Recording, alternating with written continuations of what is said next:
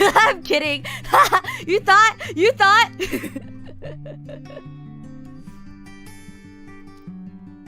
Happy White Day. Take your screenshots. Take him now. Do it before I take it off. So cringy. Happy White Day, everyone.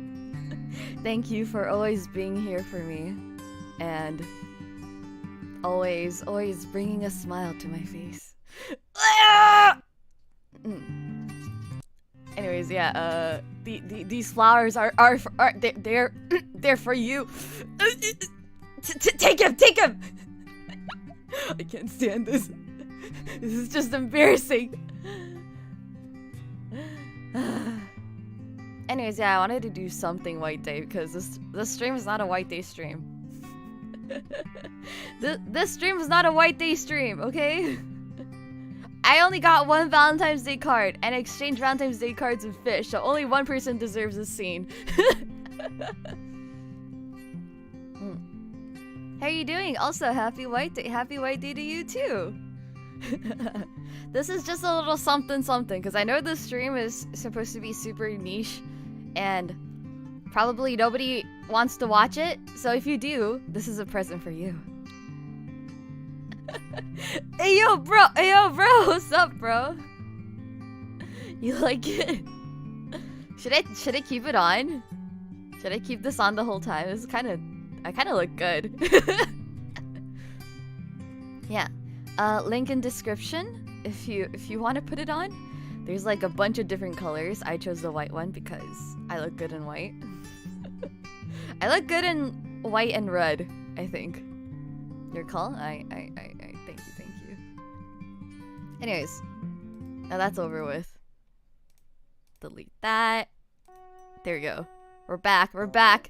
Hello everyone, my name is Tsuriginen from Tsunderia's 3rd generation TsunDream. Thank you, Hugo. I support you. Thank you. Yeah, sleeves. It's rare to see me so clothed. Usually I'm half naked.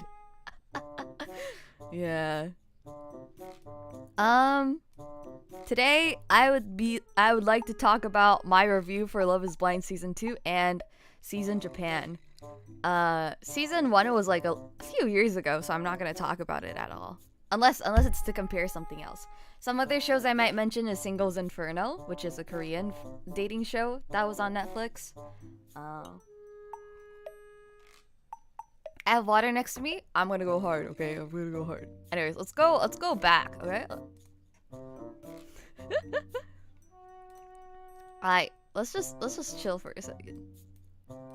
Cause I have to do my disclaimers, okay? I have to do my disclaimers. Let me move myself over. Chodamada kudasar. This was a very last minute decision to do this, so well, I guess I'm gonna block chat, huh? Should I be smaller? This is fine, right? Yeah. Happy Pi Day? Is it Pi Day? Shit. You are pretty VTuber, and thank you, Hugo. You can call me handsome too, you know? There you go. There's a wink. I blinked instead. I was trying to wink. Hello, Nen. How are you? I just woke up, so I don't really know yet. I'll tell you later. There's minimize that. Alright, my disclaimer. Keep in mind that everything I wanted to... These are just things I want to talk about. It's based off a reality show. And not off anything else. Like, none of the Instagram posts, none of the... Anything that's off the show, I don't know. Okay? And reality shows are heavily edited to portray the characters, I would say, in certain light. So, how they're portrayed in the show is not completely accurate to who they are as a person. And despite everything I may complain about, this was filmed a bit ago, like at least a year ago. So, the chances of them changing for the better are very, very high. And we should not judge them based on their past behaviors if they have grown, okay? But I'm gonna be speaking solely based off of the show because I watched it recently. Yes, so this is in terms of entertainment and not as them as people. Okay? I know a lot of things can be fabricated in reality TV, but it's okay. It's okay because we separate show from reality, okay? Some people take it a little too far and, you know, attack other people on like Instagram or whatever, or their social media. That is inappropriate. Do not do that.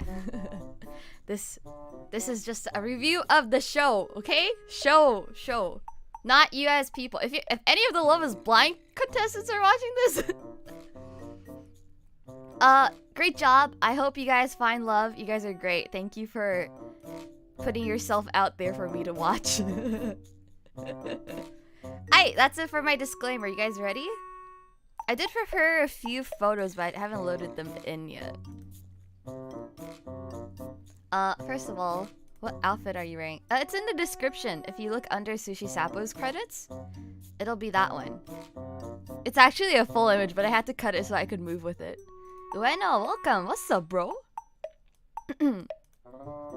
I'm afraid they're maidenless. Who?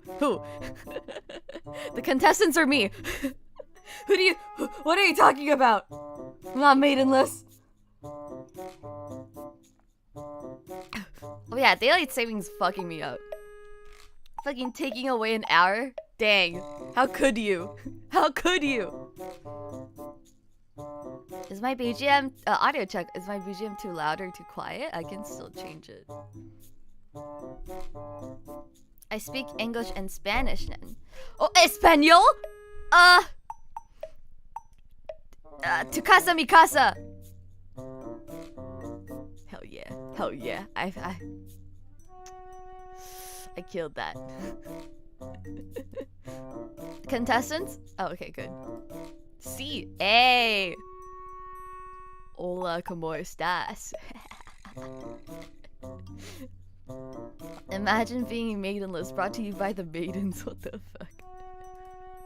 Yeah, okay. So the premise of Love is Blind, if you don't watch dating shows, I'll explain it really quickly.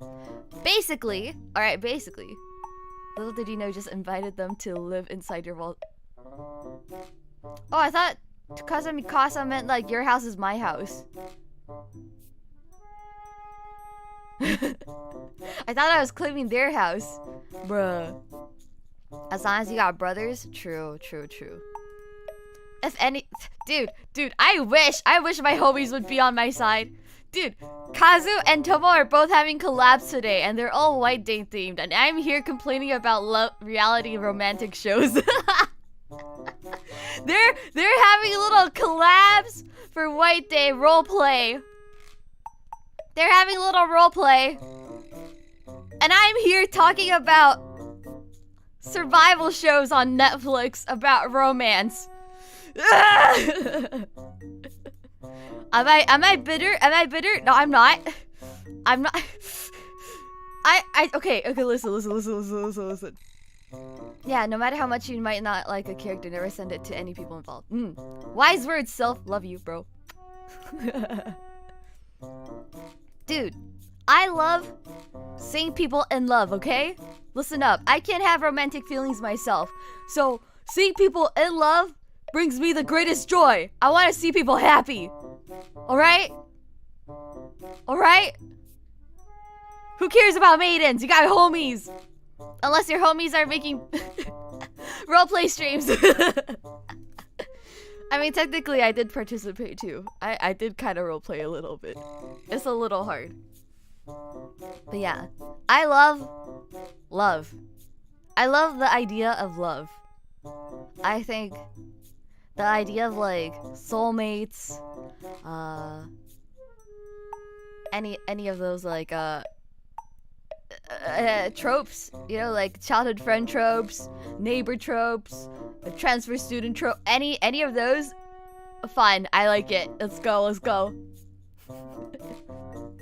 Love can mean a lot of things. Yeah, family love for just people, love for animals. Love is just great. I love love. I love love. Oh yeah, by the way, when I scheduled the stream, I didn't know it was White Day. I actually completely forgot about it until like 3 days ago. So yeah, that's why this stream is like very unfortunately planned. It wasn't on purpose. I seem really bitter now that I'm looking at it, that I'm streaming on White Day, complaining about people being in love. I see it now. I see it now.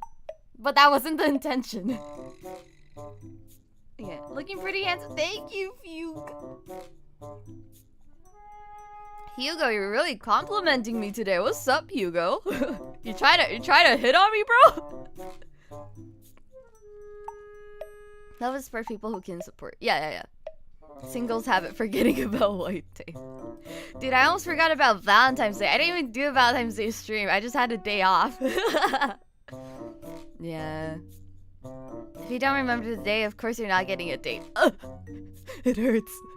It hurts. Nice drip net. Thank you. Wink, wink, wink. Wait. Wait. There you go. Sub Minty. Shit. I can't do it anymore. Just pretend that the one before that was the one I did, okay?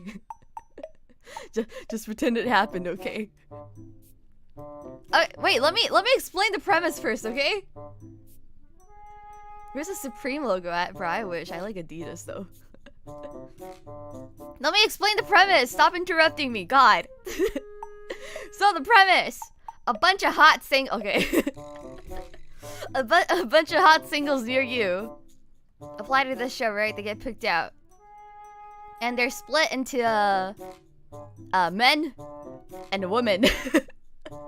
So on each side, they basically have like a dorm kind of thing, and they also have like a living room. And during a certain times of the day, they go into these things called pods, okay? They go into these pods. And in the pods, you're just in a room with a couch, and there's like a screen in front of you, like a glass screen. Now, you can't see anything in the next room, because in the next room is your partner. And they all have a little microphone and a headpiece. So, yeah, there's no there's no other romantic yeah, there's no it's just straight people. It's only heterosexuals.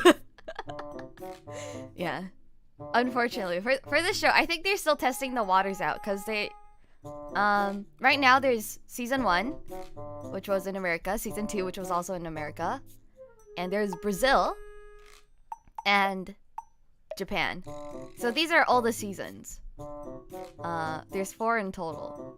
Now, I tried watching Brazil. I'm not gonna lie. I tried watching Brazil, but I usually watch... Wait, there's Australia? Wait, I need to watch Australia. Where did I find this? I haven't watched Australia. What the fuck? Anyways, I couldn't watch Brazil because I usually watch shows while I'm working. But then I realized the only reason I could do that with English in Japan was because I understand both languages enough at a conversational level. Well, obviously English, but like Japan at a conversational level. So even if I don't look at the subtitles, I know what they're talking about. Yeah. But then Brazil, I was like, wait, shit. Do I know Portuguese? The answer was no. So I tried using like the dub. The English dub for Brazil. And it just hurt, because like Brazil, they're so like enthusiastic when they talk. Like even more than how I'm talking now. And I think I'm pretty animated, okay?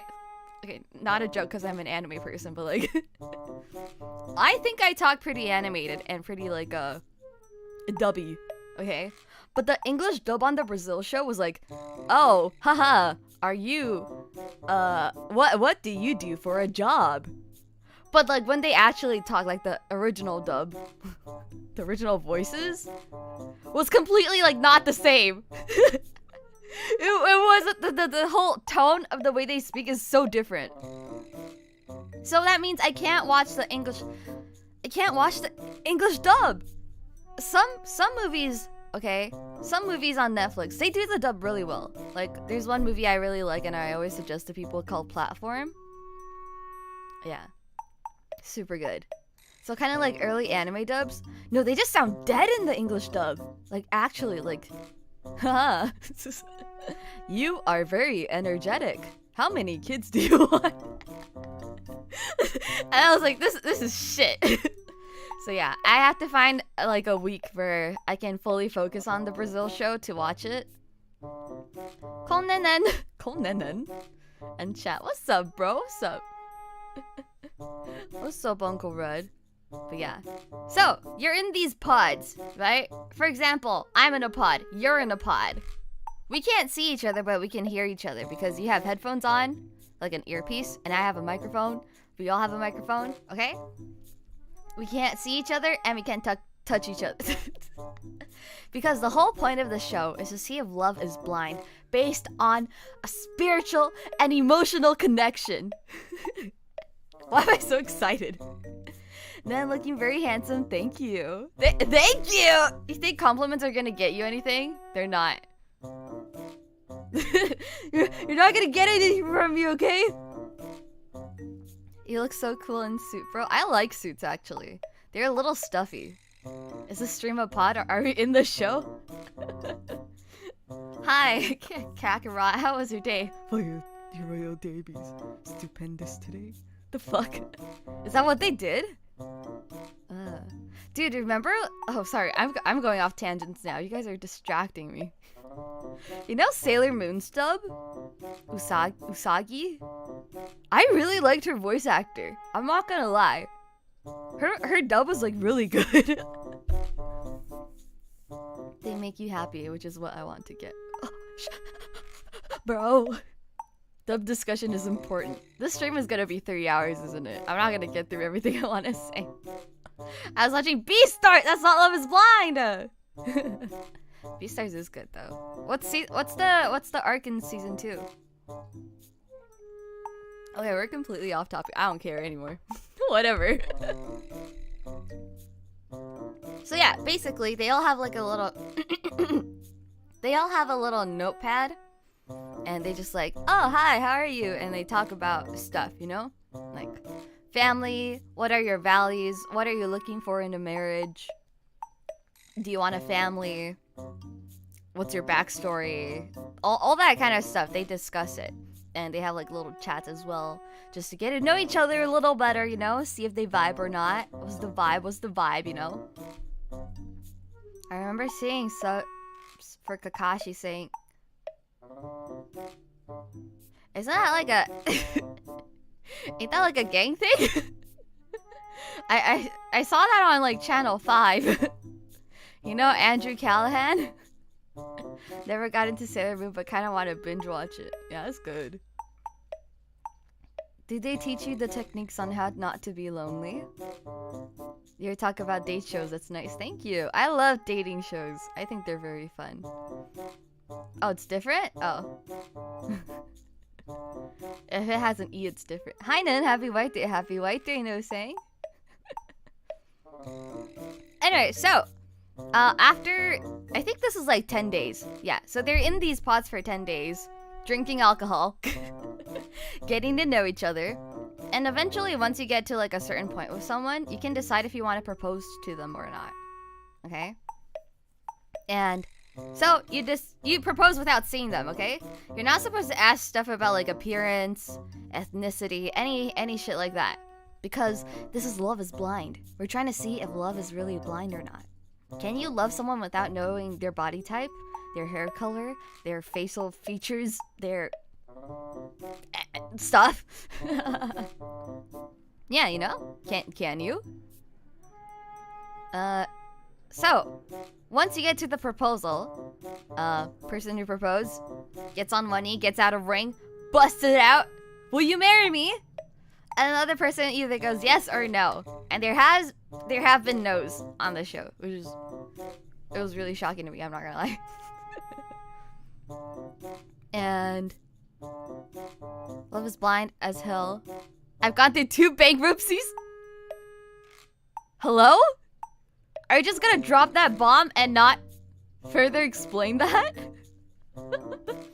So yeah, once if your proposal gets accepted, you go at this pretty place, you get all dressed up in a suit or like whatever your preferred clothing is. And you see each other. Usually at this point they hug it out or kiss it out or something, you know? And then they go back.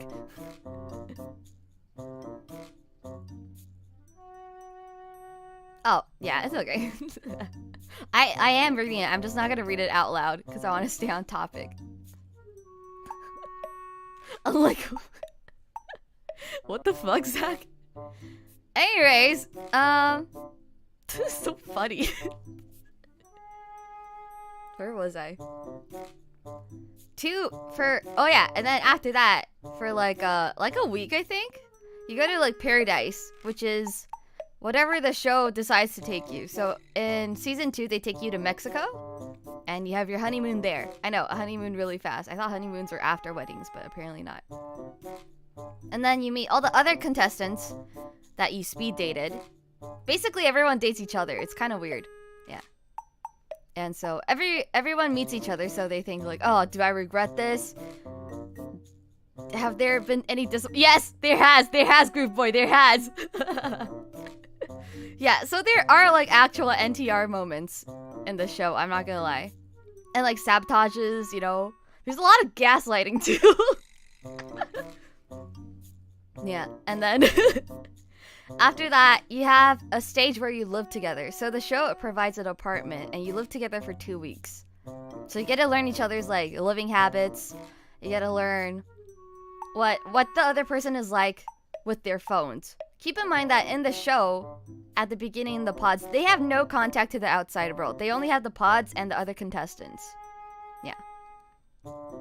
So once they get out, they have their family, their friends, everyone's trying to contact them because they've been gone for 2 weeks. And they have their phones back, which is also like a pretty big thing I noticed. A lot of fights start because people have been using their phones too much when talking to each other, which I find really like... I found that really surprising because I don't mind if someone's using their phone when talking to me, personally. But I guess when you're trying to have like a serious conversation, it's like, oh, what are you doing? Yeah. And so there's that. And then after like a week or two, you take each other to like meet your parents, the whole family talk, and they do the whole like, oh, don't you think you're moving a little too fast? Are you sure this is the one? You know, like marriage comes with a lot of work. Are you ready for that? And they're like, mother, this is love. Yeah. Sometimes parents don't approve. Sometimes the parents are like, you're too good for my son. Why are you here? Which is really funny. And it happens in season 2, which is really, really nice. Yeah. And then it's the wedding. Yeah. Oh yeah, there's like a dress up scene, which is like pretty nice to see. They all like pick out their suits and their dresses and their veils, whatever, hairstyles for the wedding. They make wedding plans together. And then it's the wedding day. So at the wedding day, the person in the middle does like their whole speech thing. It's like, you know, in sickness and in health, is love blind? Will you wed this person? I don't know how weddings work, okay? But yeah. And this is the part where they say yes or no. If they say no, usually they break up for good. I know, it's kind of weird that you would go up to a wedding to that point. Now, I don't know if I want to talk about the differences between season 2 and Japan, or if I want to go through the shows first.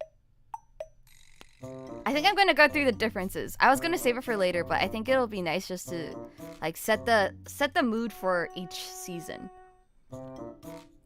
Yeah. So there's some like I don't know if it's like cultural or like what the TV shows allow in their countries, you know? There's a difference between that. Wait, I just noticed that I'm like not at the side. What the fuck? There you go. Oh, sup bros? Happy White Day. They break up at the wedding. Right? Okay. Listen up. Okay, I'll talk about the differences. So the differences between season 2 and Japan. So season 2 is based off in America, right? In the Japan show, which I watched first before watching season 2, they actually leave if they feel like something isn't right, or like that's enough red flags. They just leave. They're like, they have like a really mature talk at like a dinner table, and they talk about their feelings, everything, and they're like, yeah, I think I'm gonna end this, and they just leave mid-experiment, and I've never seen that before. Because in season 1 and season 2, in the American ones, They stay until the wedding and they say yes or no at the wedding. Yeah. They just, but Japan, they were just like, I'm out. Which I don't know if it's good or not. Cause like, you know, in terms of love, usually you say that, oh, you have to fight for love, right? You have to fight for love. You gotta work it out. That's how you know you can make it through hard times together, you know? That's one side. But on the other side, there's like you know, you're not leading someone on, even though you know that you don't want to be with them. Cause that also seems kind of like it's a whole thing with the show that people might be like clout chasey, like going on for like Instagram followers or whatever. And I see that, cause it is exposure. It's pretty good exposure to go on like a show like this. But like, then again, I think about it. Inviting all of your friends and your family to a wedding that's you're gonna say no to. It's so awkward. What happens to the catering, huh? What do you do with all the sandwiches and the cake? You're just gonna buy a wedding dress and a wedding ring, and then you're gonna say no? So yeah, I see the benefits, the pros and cons on both sides, you know? And it's it's a little weird. I don't know which one I appreciate more. Probably, yeah, I feel like someone saying no sooner would be good. It's not really ghosting though, because they do talk it out. They have like talks about like whether or not they want to continue to pursue this despite their problems. And if it's not worth fighting for, then they'll just be like, oh well, that's it, I guess. Peace out. You know, ghosting is more like, oh, this person has a problem I do not like. You know? I'd prefer if someone just stops a relationship, they don't like it. Both have their ups and downs. Yeah, it is disappointing because, like, you think about, well, what if we live together for another weekend, we work through this, you know? Maybe this could be better, but because we stopped it so early, we won't be able to see how our ending could have been like. I'm just like, yeah! Yeah! We as the guests can just eat the... Huh? We can just eat. Oh, sorry, I couldn't see. Was there a comma there? There is a comma. I thought you were... I thought you were talking about cannibalism. I was like, wait. Yeah, they can't stop me from eating the buffet.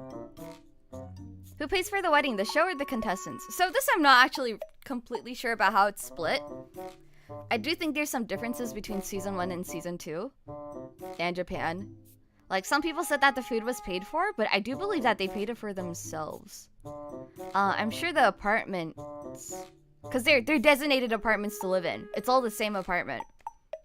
The honeymoon is paid for. All inclusive? Is that what it's called? Yeah.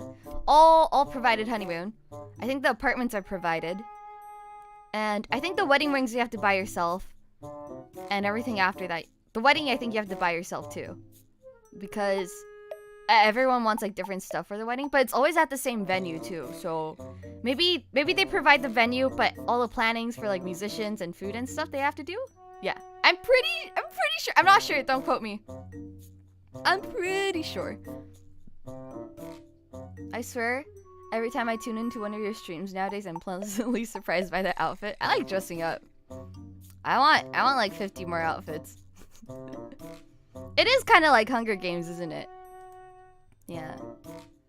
I do think, like, a difference between season 1 and season 2, though, for America, was that season 1, everyone was, like, really, really hot. Like, model, Instagram model type hot, you know? And I was like, what's the point of love being blind if everyone looks like a 10 out of 10, you know? Of course, that's according to my taste, okay? My taste. My personal taste. I think they're hot.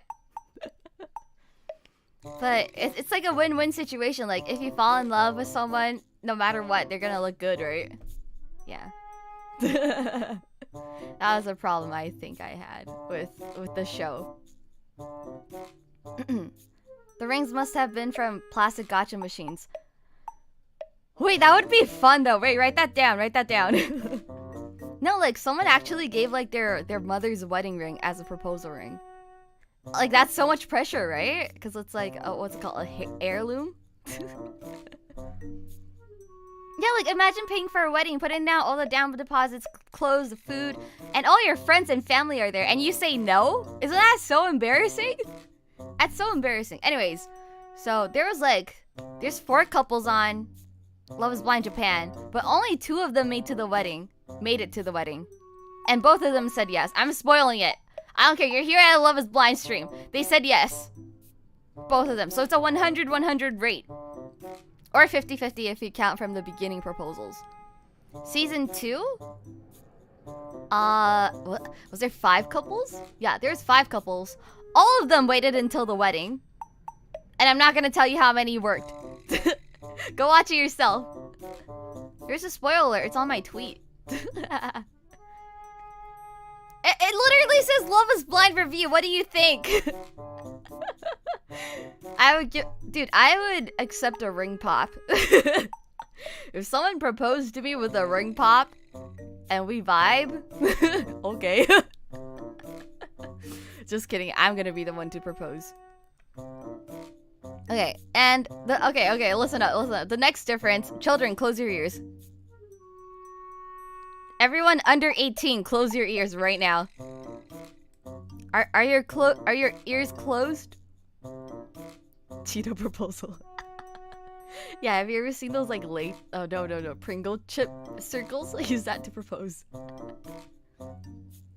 I'm not a child anymore, so my ears are wide open. All right, children, are your ears closed? Testing. If you type you lose. If you type, you lose. Close your ears, I say, when you can open them. Thank you, Rose. Thank you. Okay. So another difference between season 2 and Japan.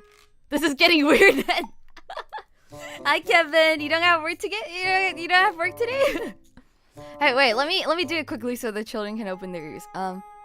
So a difference between season 2 and Japan is the openness to talk about like bedtime routines.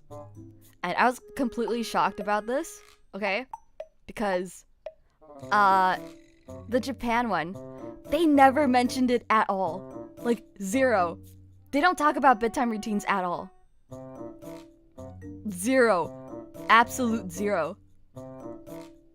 Few articles, the show mostly provides basic weddings. Yeah, they gotta budget it out. Oh yeah, that's what I thought. Okay, cool. Yeah, so I'm talking about like spicy bedtime routines. Like they don't talk about it in Japan. And I was like, okay, but what if you're already at the wedding, you know, and you decide to, you know, do the thing, and the other person like brings out chains and whips. You know, like, do you guys not want to talk about it a little bit? Like, just a little bit? Like what if one of them likes to bark? Don't you think? Okay, so I don't know if the show edited it out, or if the contestants just never talked about it in general, or for like the whole month that they were together, it was never mentioned at all. So this might be because of like show restrictions. Listen. Okay, no, but okay, but in the American one, in season 2, they talk about it in the pods. They talking about it in the pods, and I was like, oh, this is too much information. They talk about like what they like. They talk about how many times they want it, brush their teeth. And I'm just like, ugh! And that's not all. They don't stop there. Once they get to the honeymoon phase, they continue. They're just like, yeah, we brushed our teeth together last night. I'm like, bro. Yeah, and then there's also the choice of like not doing it, not brushing your teeth, which is a little gross. I don't think about like fetish. They talk about more like habits. Yeah, but nothing about fetishes. See, so I don't know if it's the show restriction, like the editing, that cut them all out, or if they just never talked about it and they just never did anything. See, so this is like a major difference between season 2 and Japan. And I was like, what? Sometimes on season 2, I felt like I was intruding on something because of how much information I was getting about them. You know? I was like, I don't want to know this much. So yeah, I think that's why it's rated. What did Cloudy say? It was rated PG. Was it rated? Yeah, Cloudy said it was rated something like not for kids, and I think this is the reason why. They do talk about spicy stuff, you know? A little choo-choo there, a little. Yeah.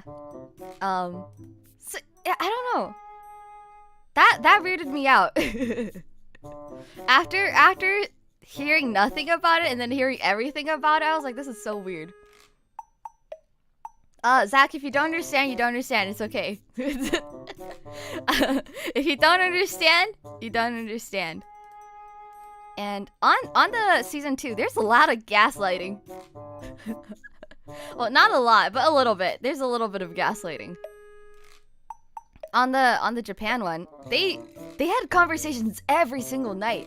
And I was like, how do you have the energy for that? Because once they were living together, they go back to their normal jobs and their normal routines in life, right? And so they would come back from work at like 8 p.m., eat dinner together, and then they would talk about their feelings until 4 a.m. I was like, what the fuck? How much patience do you have? Huh? How much patience? You guys are just gonna talk? I know we're talking right now, but like emotional talking, isn't that like super tiring? I feel like they talk about it amongst themselves, but just to cut it out to better play. Yeah, I think it's for more. Yeah, I think it's the audience. What the audience wants to see, you know. Most Americans want the spice, I guess. I don't, but it's what I get. I'll take it, I guess. But yeah, they talk about feelings until 4 a.m. And there's not really like shouty fights. But in season 2, there's so many fights. There's so many fights, it's concerning. Like, I'll talk about it later, but like one guy during a fight the day before a wedding, he got drunk and he straight up said, "I hate you and you're the worst thing that's ever happened to me." And I'm just like, what? And you know what he says at the wedding? He says yes. Huh? The fights are No, this was off camera. This was off camera. They arrived at the wedding venue crying. Yeah. So like that's a major difference. I feel like is that the tension or like the mood when they talk about emotional stuff is so different. Like when they're talking about sensitive stuff on Japan, right? They're always calm. They're always calm or collected. And if one of them gets a little bit like riled up, they'll calm themselves down, or like the partner calms them down and they continue to talk. I was just like, oh. What is this? I don't understand. Why aren't you shouting? But yeah. Okay, another thing that's different about Japan and season 2 is on Japan, there's a lot of divorcees. Everyone's divorced. I felt like maybe like 30% or 50% of the people I saw were divorced. Yeah. And at first, listen, I'm judgmental, okay? I'm a little bit judgmental. I was like, dang, you really gonna let people who've already been married once to join another dating show? Like, give the single people a chance, god dang. Give the single people a chance. Yeah, but then, okay, and then I listened to their backstories. Why do you redact your message? Retract, I mean. Is that not how you say it? Yeah. After that, so like in the pods, they get really emotional because it's like when you're talking to a stranger, it's easier to tell everything that you're feeling because, you know, once you're out of it, it's not like they're gonna tell anyone. They don't know you, right? So I do think they open up a lot more. And after I learned their backstories, dang, I don't know if I don't know if being married before is like, it's not good. It's not good being married. Like, the reason why they divorced is like so bad. Like, bad to them. Good that they got divorced. Good for standing up for yourself and getting that divorce, you know? And like, the people in there are like way more open-minded than me. They're like, oh yeah, I don't mind if you're divorced or not. Yeah, it completely doesn't matter to me. And I'm happy that you have the maturity and the mental strength to stand up for yourself when you feel like the relationship wasn't good.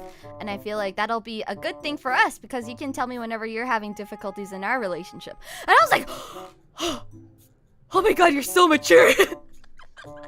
Dang, I never thought about it like that, you know? I never thought about it like that. Yeah, so even though they did that, they did have their chance in like a relationship that got to the level of marriage, it was a shitty one. It was shitty. So they do deserve to, yeah, they deserve to be on the show. I went through like a whole like,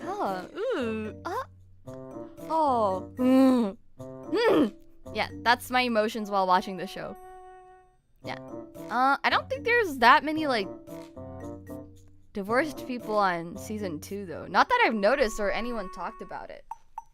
Yeah, which was weird. It was weird. A ton on Japan. Like the amount. Hi Nen-san! Your outfit is so cool and cute. Thank you. Welcome to my show review. Have you seen Love is Blind? Morning then. Good morning, Sacred. What's up, bro? What's up? Happy White Day. Happy White Day, everyone. Alright. So this is gonna be the hard part. Because I realize that none of you guys have watched the show.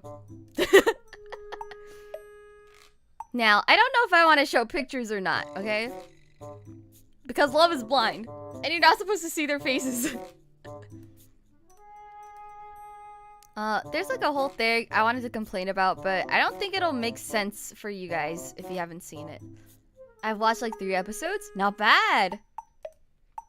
Okay, I'm gonna skip this one. This one point I wrote down because I don't think it'll make sense to you.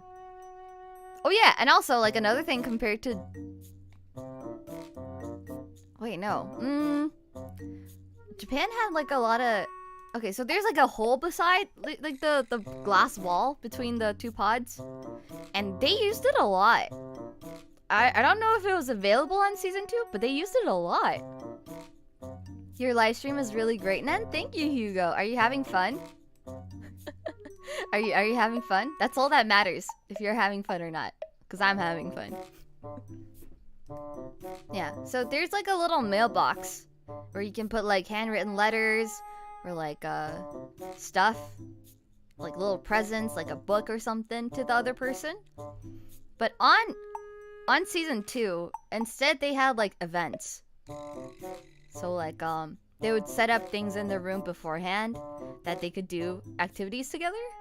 Does their arm get tired though? No. A prince never gets tired. I always look good.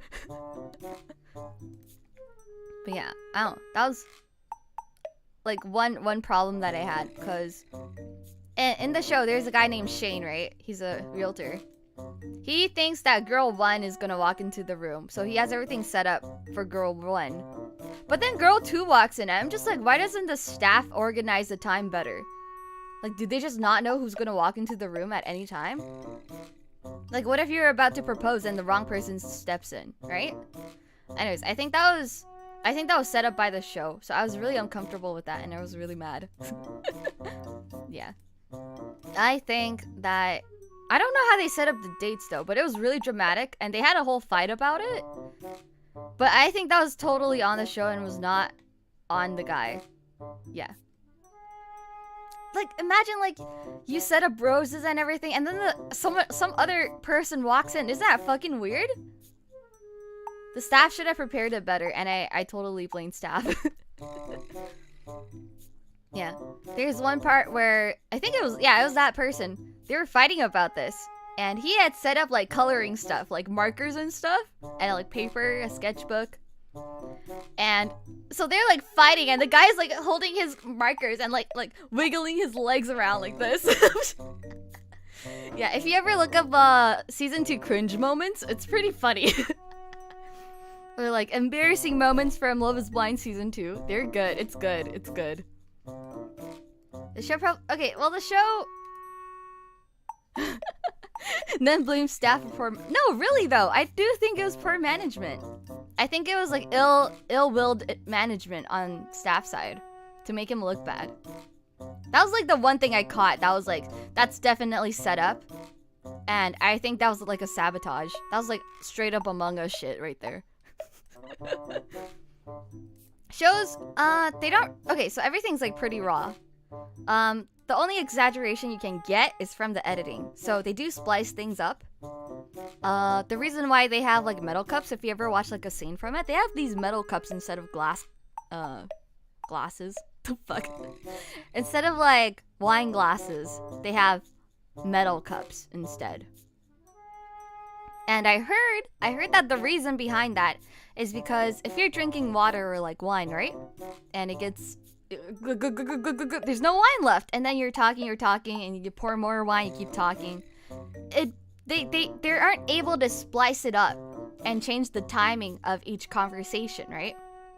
So like this person could say one thing, and this person said this thing 5 minutes after. They can't splice it together because you can't tell a difference. You can't tell. It just flows, you know? So that's like the exaggeration that can happen through this show. Staff doesn't really say anything. Has anyone gotten drunk before? I haven't.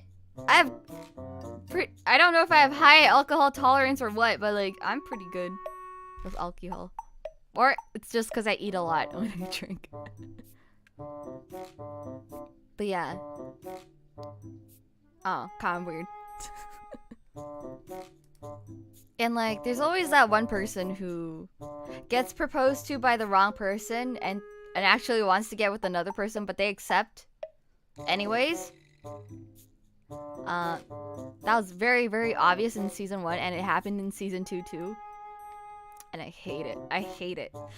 Don't accept the proposal. Okay, listen. They regretted it 1 year after. They said sorry and everything. But I hate it. I hate that it happens all the time. I hate it. Why? Why would you? It's like leading someone on, but worse. Listen, they accept the proposal, right? And then they keep thinking about the other guy. And once they actually meet the other guy, they go talk to them and be like, yeah, I don't think that person's right for you. I think you should be with me. Or your relationship is really bad and you would have been different if you were with me. Why? Why would they marry someone they don't care about? Because it's only engagement at this point. So I don't know if they just want to be in the show longer or what, you know? It's kind of weird. Okay, so if you're gonna go watch like recap videos on YouTube about season 2, there's gonna be one character called one person named Shake, okay? He's obviously there for the wrong reasons. He's not there to see if love is blind. He said at the reunion party that he wanted to see if love was blurry. Yeah, his name's Shake. Yeah. And the girl he was with was named Deepti. Fucking good job, girl. Good job. She's the sweetest person ever, and she did a great job standing up for herself. Yeah. Shake what? No, it's just Shake. His name's just Shake. Yeah. In season 2, there's also another thing. Oh, I just noticed that Rion's there. Here, let me hide it. One more thing. There's this dude named Jared, okay? There's his name is Jarrett. And, oh, what were the girls' names? Okay, I don't remember. So, when he was in the pods, he proposed to one girl, okay? He proposed to one chick, and the chick said no. Because I feel a deeper connection with someone else in the pod, so I'm gonna have to say, no, thank you. Shake, not Shane? No, Shane's someone else. There's also a girl named Shayna. It's a little confusing. Like, we can call her her name's not Samantha. Wait. Oh, no, it's Mallory. Okay, so Jarrett proposes to Mallory, right? He's like, yeah, I think you're the one. And then Mallory's like, no, I'm not the one. So he cries so hard that he has to get a towel, okay? He cries so hard he gets like a bath towel. And then, you know what happens? He goes to his other girl that he was talking to. Ayana? Yeah, he goes to Ayana. He goes to Ayana, you know what he does? He says, yeah, I actually proposed to Mallory and she said no.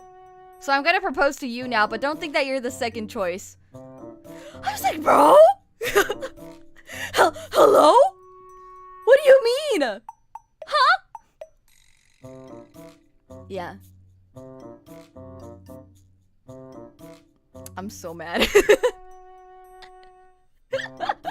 Happy White Day, Nen. Do I give you chocolate or are you giving it to me? If you give me chocolate, I'll give you these flowers. But yeah, he was like, yeah, I got rejected by Mallory, but you're not my second choice. Want to get married to me? And Ayana was like, what? And you know what? You know what? Like, Ayana has like some trauma, okay? Ayana has been through stuff, like actual like shitty stuff. So not only does she have trust issues, she really needs like the right person for her. So you know what she says? She says yes! She says yes! Why? Why? She is really sweet though. Ayana's like super sweet. Yeah. But imagine, oh, I feel like, oh, if someone proposes to you with the same ring they proposed to another person, I'd feel like that's a dirty ring. Disgusting. How the hell did the producers find the people? I think they like apply. Yeah, I think it was like public. Oh, Arc Wizard, thank you. Oh, MYR. Shit, that's cool. Thank you for the chocolates. You want these flowers? Okay. No, it doesn't stop there though. Listen up, viewers. Listen up. Chat, listen. Thank you, Wizard. Chat, listen. So, during the honeymoon, I said that they all meet the other contestants, right? So this is where a lot of regret and stuff comes out, right? A lot of fights happen here because they go talk to like the other person they were connecting to in the pods. So Jarrett goes to Mallory and you know what he says? I'm saying this like I'm gossiping. It's kind of funny. Jarrett goes to the person he proposed to first, Mallory, right? They're at the bar, they're drinking. And then you know what he fucking says? He talks about how Sal, the person that Mallory gets proposed to, so Mallory's with Sal, and Sal's like this ukulele guy, okay? He plays ukulele like every episode. It's a little weird. They should have cut it out. So she has a silver ring on. And in the pods, Jared asked specifically Mallory, like, what kind of ring do you want? And Mallory's like, I want a gold ring. And so Jared looks at Mallory's ring and sees that it's silver. And then he's like, that's not the ring you wanted. That's not the ring you wanted. I know what ring you wanted because I asked you. I'm just like, what are you doing? I'm gonna head out to do some homework. See you in chat. I might be back later. Aight! Good job. Good job. You got this. You got this. Gasp, I can't believe. Yeah, I can't believe it. And listen, this is when they're all engaged already. They're already on the honeymoon. And he's trying to flirt with Mallory and say like, baby girl, you wanted the gold ring. I got you a gold ring. Sal's shitty. Bro! Yeah, they talked about it 1 year later, and Sal was like really upset about it. He's like, you did that behind my back? And Ayana was like, yeah, that's disgusting. That you would do that. Like, they're like within ear's reach. They're like right there. Their partners are right there, and they're talking about this shit. Like, hello? Mans wants another man's girl, right? Like, sir, you already got rejected once. You looking really nasty right now. Really, what's it called? Sleazy? I don't know what the right insult is. This show is crazy. It is! I'm telling you all the juiciest parts so you don't have to watch it, okay? But yeah, there's this one other show in Singles Inferno. It's a Korean dating show where everyone's on like an island. Doom OST. Yeah. So there's this one girl who was already matched up with a guy, right? Well, kinda. But the guy starts liking another girl, so she gets treated more coldly. So he goes to another guy and says like, oh, actually I was interested in you since episode 1. Like, you're clearly a backup. You're a backup. Don't settle for backup, guys. Don't settle for backup. Come on. Come on. You can do better than that. Please. Yeah, and there's this other couple named Nick and Danielle who scared the shit out of me. Okay? They could be talking about like, this fish is really good. Like, dinner. And then I look away, right? Like I make a new layer on Clip Studio Paint. I look back, they're fighting. I was just like, what the fuck? And like the amount of the fights that they have are like completely fucking weird. Like the weirdest shit possible. They bring up stuff that isn't even important and they have a big fight about it. And they said, well, I never said that. You're putting words in my mouth. I was like, bro? Yeah. So that's fucking weird.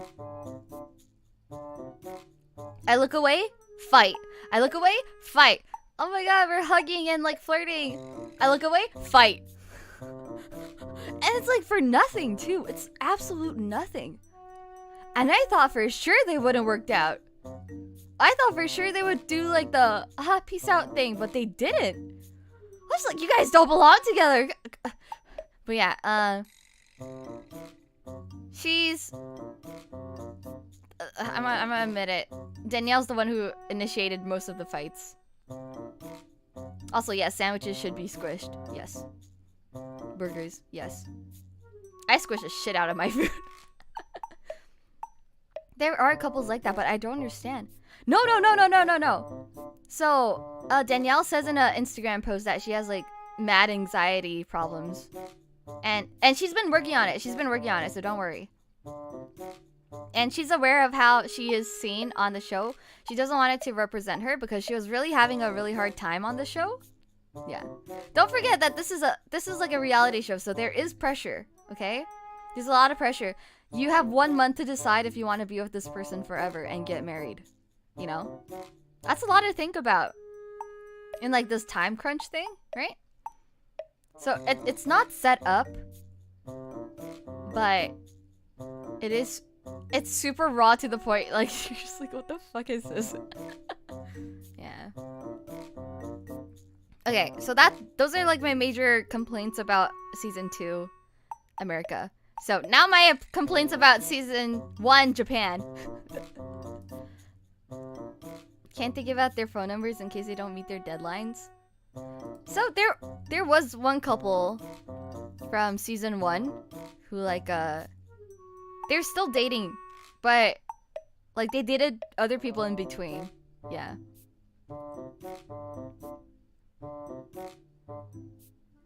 Oh yeah. Well, no, you can't fake puking though.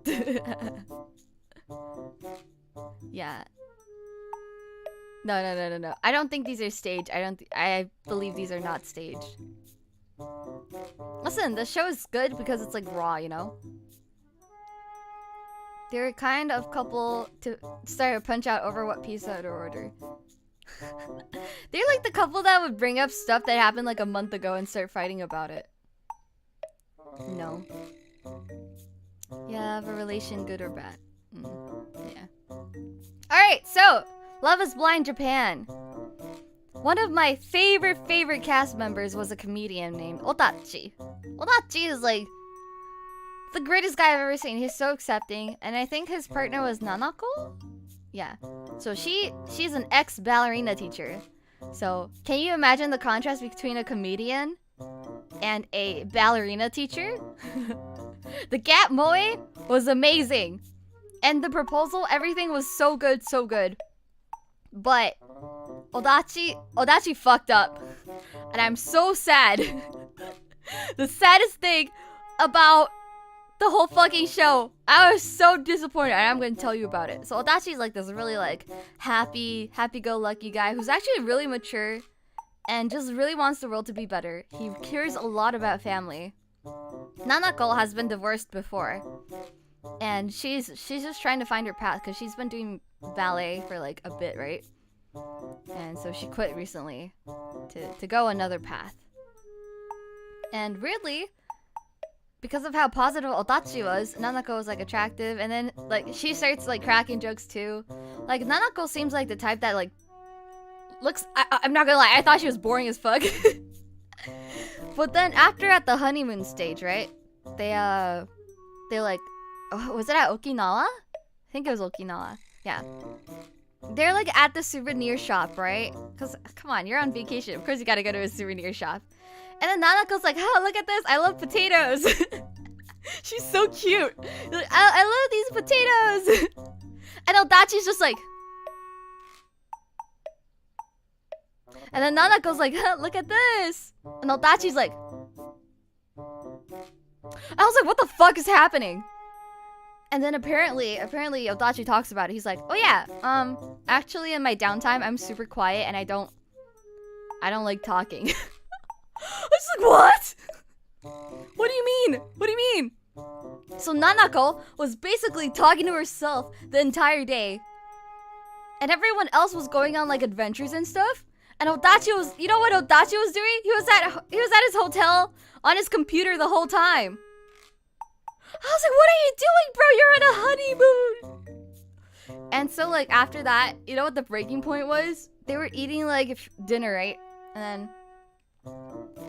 Nanako already gave up. Nanako wasn't even talking anymore. And then Odachi wasn't even talking. So the entire dinner scene was so quiet. It was so quiet. I like the comedian from the guy's side, but damn. Yeah, right, Minty! I'm so mad! I loved him! But yeah, so apparently just in his personal time, he's a super quiet guy.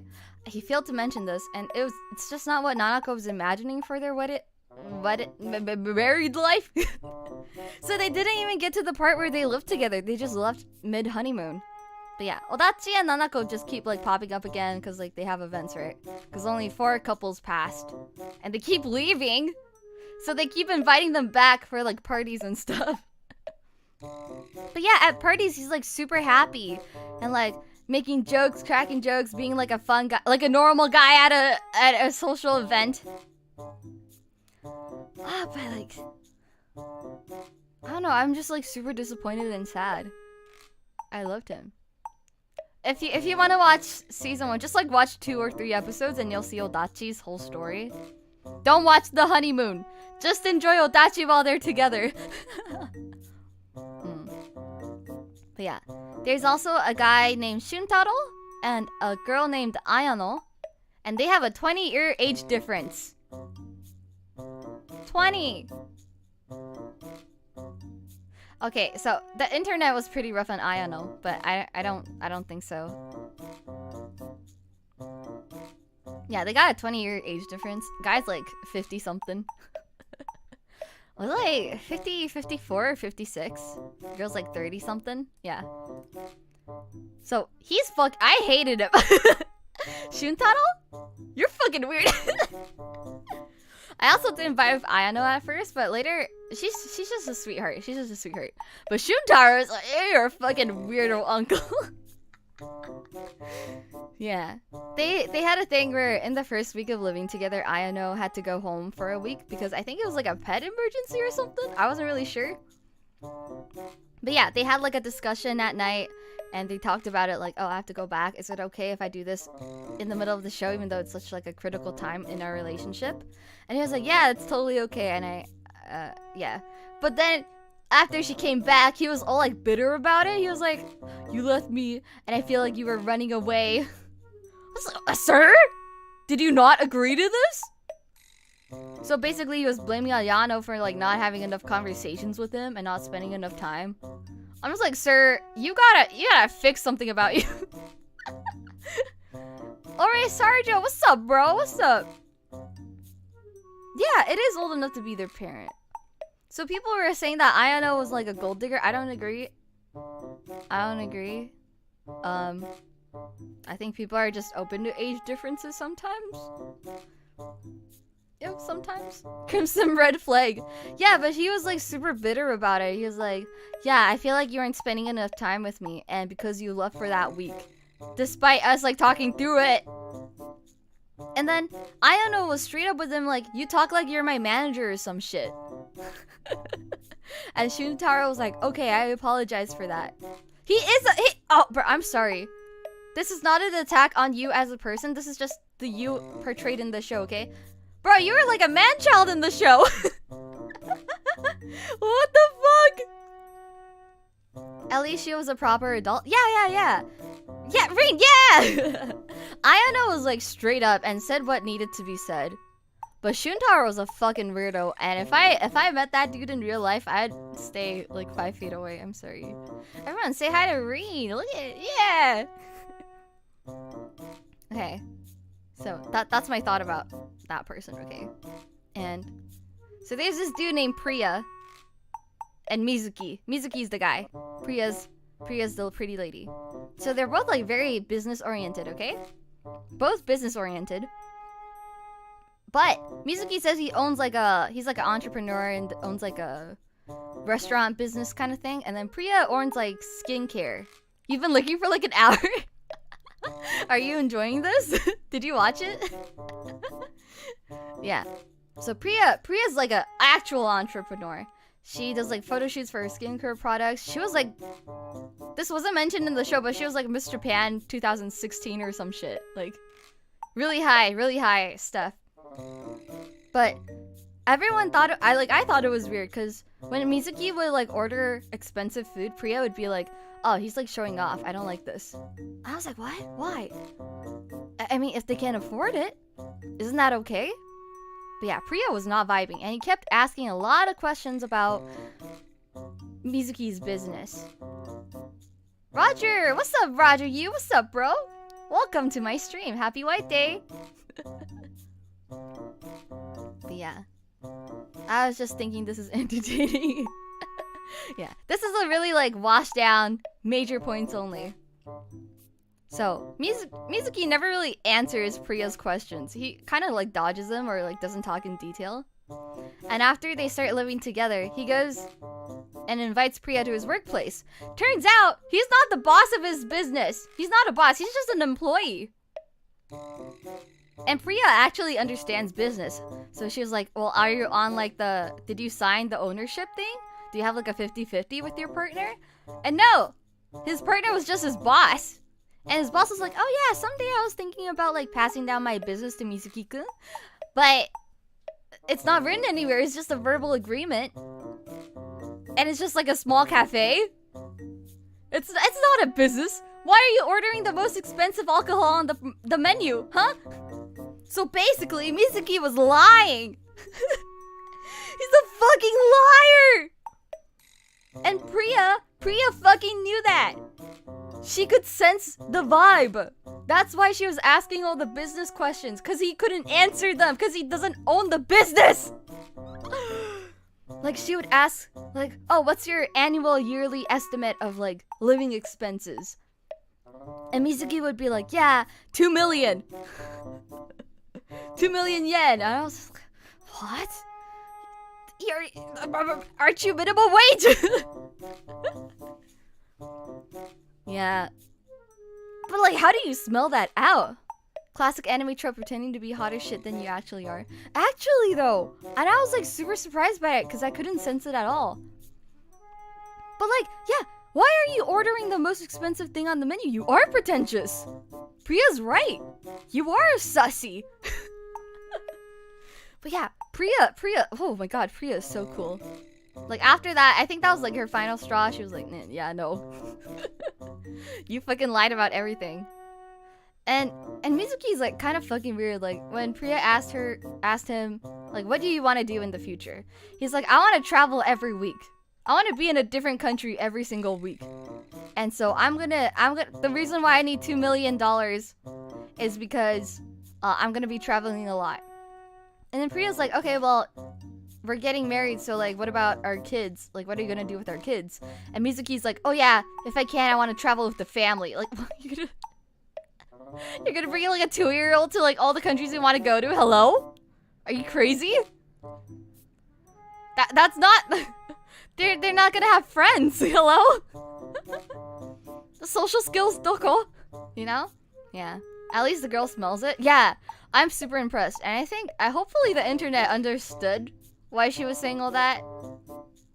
Like people called Priya pretentious or something for only seeing him from like the business side. But like, girl's got her own business. She's doing very well. Okay? Kid has their passport filled in by the time they're 5. Yeah, this is, I don't know. Mizuki was like, red flag, red flag. Maybe even more than Shuntaro, you know? Okay. So, I'm gonna talk about the couple I hated the most. Okay? So, there's this dude named Mori. Mori's the sweetest guy ever. He used to wanted to be like a hairstylist dude, but his family situation didn't allow it, so he had to become like a doctor type person. So he does like what the fuck is it called? He does like surgeries, but like for cosmetics, but not plastic surgery, like skin stuff. Skin stuff, yeah. They're still rooting for him despite his lying. Yeah, isn't that fucking weird? They shouldn't, right? The most people who act like hot shit aren't the shit. Most business-oriented people. Yeah. Just like Priya, right? Because Priya was like uncomfortable when he would like try to show off his wealth during dinner with his friends, right? He was like, what the fuck? So yeah, I think that does show. Priya really is like business-oriented. She's got her shit going. Yeah, I there wasn't a lot of reviews on like Love is Blind Japan on the internet that I could see. Everyone was talking about season 2 because season 2 is like a shit show. Like, understandable. But like all the reviews on Japan were like episode 1 or like episode 5. No, nobody watched the whole thing. So I feel a little lonely. Hello YouTubers who do show reviews. Can I join you? You want to collab? I love talking about shows. Okay, anyways. Esthetician? Is that what you call it? Well, anyways, yeah, Mori's like pretty high paying job. Minami's like a architect, engineer kind of person who likes cooking. So, these two have a lot of problems. One, they have a lot of, like, this is the couple I was talking about where they come back from work and then they have like late night discussions until 4 a.m. to talk about feelings and stuff. Now, I get that Minami herself says that her family and her have a thing, which is like they have no filter when they talk. They talk very straight up. And I know some people may think this is like, oh, I'm just honest. No, like you're just insensitive. I'm sorry. You're insensitive. And if you don't filter out what you say to people, that's not being honest. You're not quirky for speaking your mind. You're disrespectful. I'm really tough on this because you'll understand later. I'm gonna explain, okay? Listen up. The things that came out of Minami's mouth, disgusting. I'm sorry. She doesn't think about how her words can affect someone before saying it. Like, Mori is balding, okay? Listen, male baldness happens. A dude by age 30, there's a 25% chance of showing baldness. At 50, you have a 50% of showing baldness, okay? Male baldness is a major thing. And it's okay if you're balding. I'm sure some of you guys have family or are even worried about your own hairline. Get bangs. But yeah, it's a major problem between us men, okay? Listen up. This bitch I'm kidding. I'm balding then. It's okay to be balding. Okay? There's a lot of ways to hide it if you're uncomfortable with it. If you're okay with it, dude, just rock it. Just rock it. No bangs? But so Mori was worried about his baldness. It was creeping up at him, okay? I'm balding too, my bangs cover it up. Wait, are you really? Bangs are the savior. Bangs save everything. But yeah, so Mori's taking like this medication thing that helps with regrowth on hair. So it you lose a lot of hair, but that's because the new hair is growing out even stronger and better than before. So that's the kind of medication he's taking. And during the show, Minami mentions his hair falling out like all over the house multiple times. But Mori's like, well, I do clean up. It's just that there's a lot, and I can't keep up with the speed of like my hair falling out with the speed of like cleaning up. And Minami's just like, well, my hair falls out too, and I pick it up. I clean up after myself. It's disgusting to see your hair all around. I was just go, sir? Sir? You're just gonna say that? Hello? Do you not know how sensitive balding is? For men, hello? Or anyone? But yeah, this is not just like a one episode thing. She mentions it like multiple times. I'm just like, sir, you are... This is like past insensitive. This is just like insulting. Okay? Like, I get you don't have a filter. But he's already trying. It's not like he's ignoring you. He's trying. Right? And so, like, after, like, the third time, he talks to, like, into the camera into interview phase. He's just like, yeah, I'm actually really embarrassed about it. I've been worried about my hair for, like, a long time. And I'm trying to do something to fix it. This music has Curb Your Enthusiasm vibes. That's why it's so good. It's so good. Iva ASMR? Yeah, I felt bad for it. Oh, did you watch it? Yeah, let's go, let's go. I felt so bad for him. I felt like just having these conversations with Minami about his baldness was making him more bald and losing more hair. Because I fucking would. The amount of stress. And another thing about Minami that I was super uncomfortable with. This made me hate her. I'm sorry. I don't hate you in real life, okay? I'm sure you're a wonderful person. But in this show, oh my god, you're a bitch.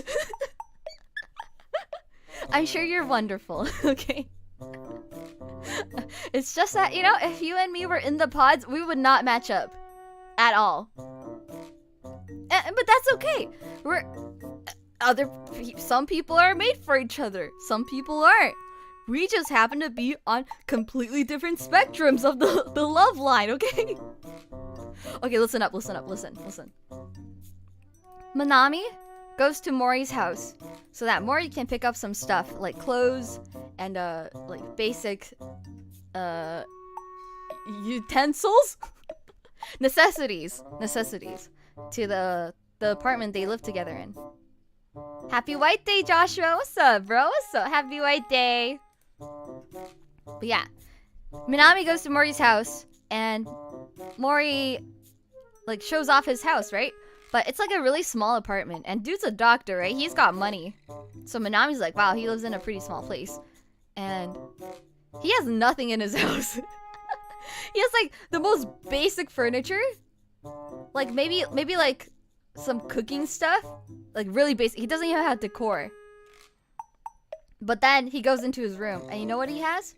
I'm gonna go head out now. Thank you for streaming then. Alright, see you next time, Red. Yeah, he's a minimalist. Except for one thing. You wanna know what that thing is? You wanna know what that thing is? Dude has like 3 closets full of clothing. Well, not really 3 closets, like 1 rack. And then, you know, like the double door closet, the like small ones? He has clothes in like both of them. And then he has like a jacket thing at like the entrance. I guess like, yeah. You know those like jacket closets? So yeah, 3 racks of clothing. And what he does is he collects trendy clothes. He likes thrift shopping. So his interest is in fashion, right? You remember when I said he wanted to be a hairstylist? Yeah. So he's like really into fashion and all that stuff. And he wasn't allowed to do what he wanted to do, right? So he prioritizes his drip over his house. So his entire house, he has nothing related to like hobbies. His hobby is clothing. Okay? And so he's like showing off this like collared shirt that he got from a thrift store. And he's like, look at this collar. It's like a Western style collar. So it's like the size difference is different than the ones you can get in Japan. And Minami's like, oh. And then it cuts to an interview of Minami, right? And Minami's just talking about like, yeah, we gotta throw it away. We have to throw like he has to throw away at least like 50% of his clothing if we're gonna have kids. I'm just sir? Oh man, what's up, bro? welcome to number. Welcome to membership. I was gonna guess he had a huge figurine collection. No, he just has clothes that he wears. He wears his clothes. It's not like it's just sitting there collecting dust. But yeah. So, video profile picture. Took me so long to give my... You put your allowance on here? Bro. At least you can use the emotes now. Is it worth it? Is this worth it to you? Yeah. Manami talks about how, like, once they move in together and get a house, she's gonna throw away, like, he's gonna make him throw away all his clothes so that they have space for, like, the kids' stuff. But, like, girl, do you not have anything in your house that you want to keep? Hello? Do you not have, like, stuff? Come on, you gotta have, like... I bet you have, like, more clothes than him. Come on. I bet you have clothes. I bet you have kitchen stuff. Blankets or some shit. I don't know. What do people have in their houses? I fucking bet that you have shit. Way more shit than him.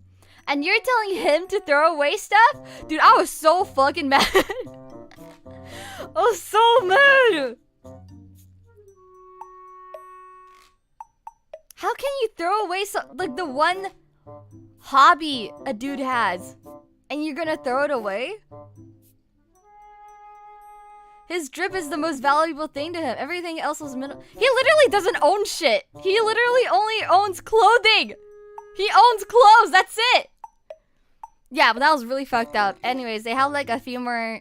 I'll just tell you why they broke up. They just had like a few more late night discussions. And then Mori just straight up said like, I don't think this is gonna work. You don't know how harshly you speak. You don't know how your words affect people. And I think this isn't gonna work out unless you want to work on it together. And you know what the girl does? She fucking locks herself in her room and cries about it. And then they break up. Like, bro. Ah, I hate her.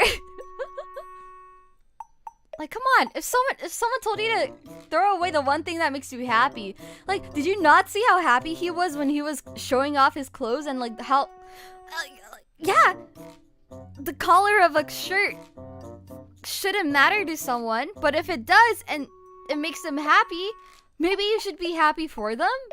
You know, maybe try researching about clothing too. Like, isn't this how you bond? Anyways, I was super mad about that. L plus ratio plus cry about it plus skill issue. Man. Yes, yeah, so I'm super happy that they didn't just be like passive aggressive about stuff that was upsetting them. They would just straight up talk about it. Like, you know, today you said something like this. It made me feel like this. And do you want to work on it? I was like, oh, dang. What's up, Fies? What's up? Imagine how happy the dude is when he's... Dude, I'll fucking find a clip. I'll find the clip. Love the suit, and thank you, Xenon. Happy White Day. Yeah. He was like, the one time I saw him smiling genuinely was when he was talking about his clothes and showing her his interest, which is like something you only do with people who are close to you, right? Like, I wouldn't show you guys stuff unless I knew that we were close enough and that you guys wouldn't like hate me for it. Probably just selfish spending time on hobbies. Should be spending time with me. No, but that was stuff he already had before the show, you know? And they're there to pick up his clothing, and he was just picking what clothes he wanted to wear for the rest of the week.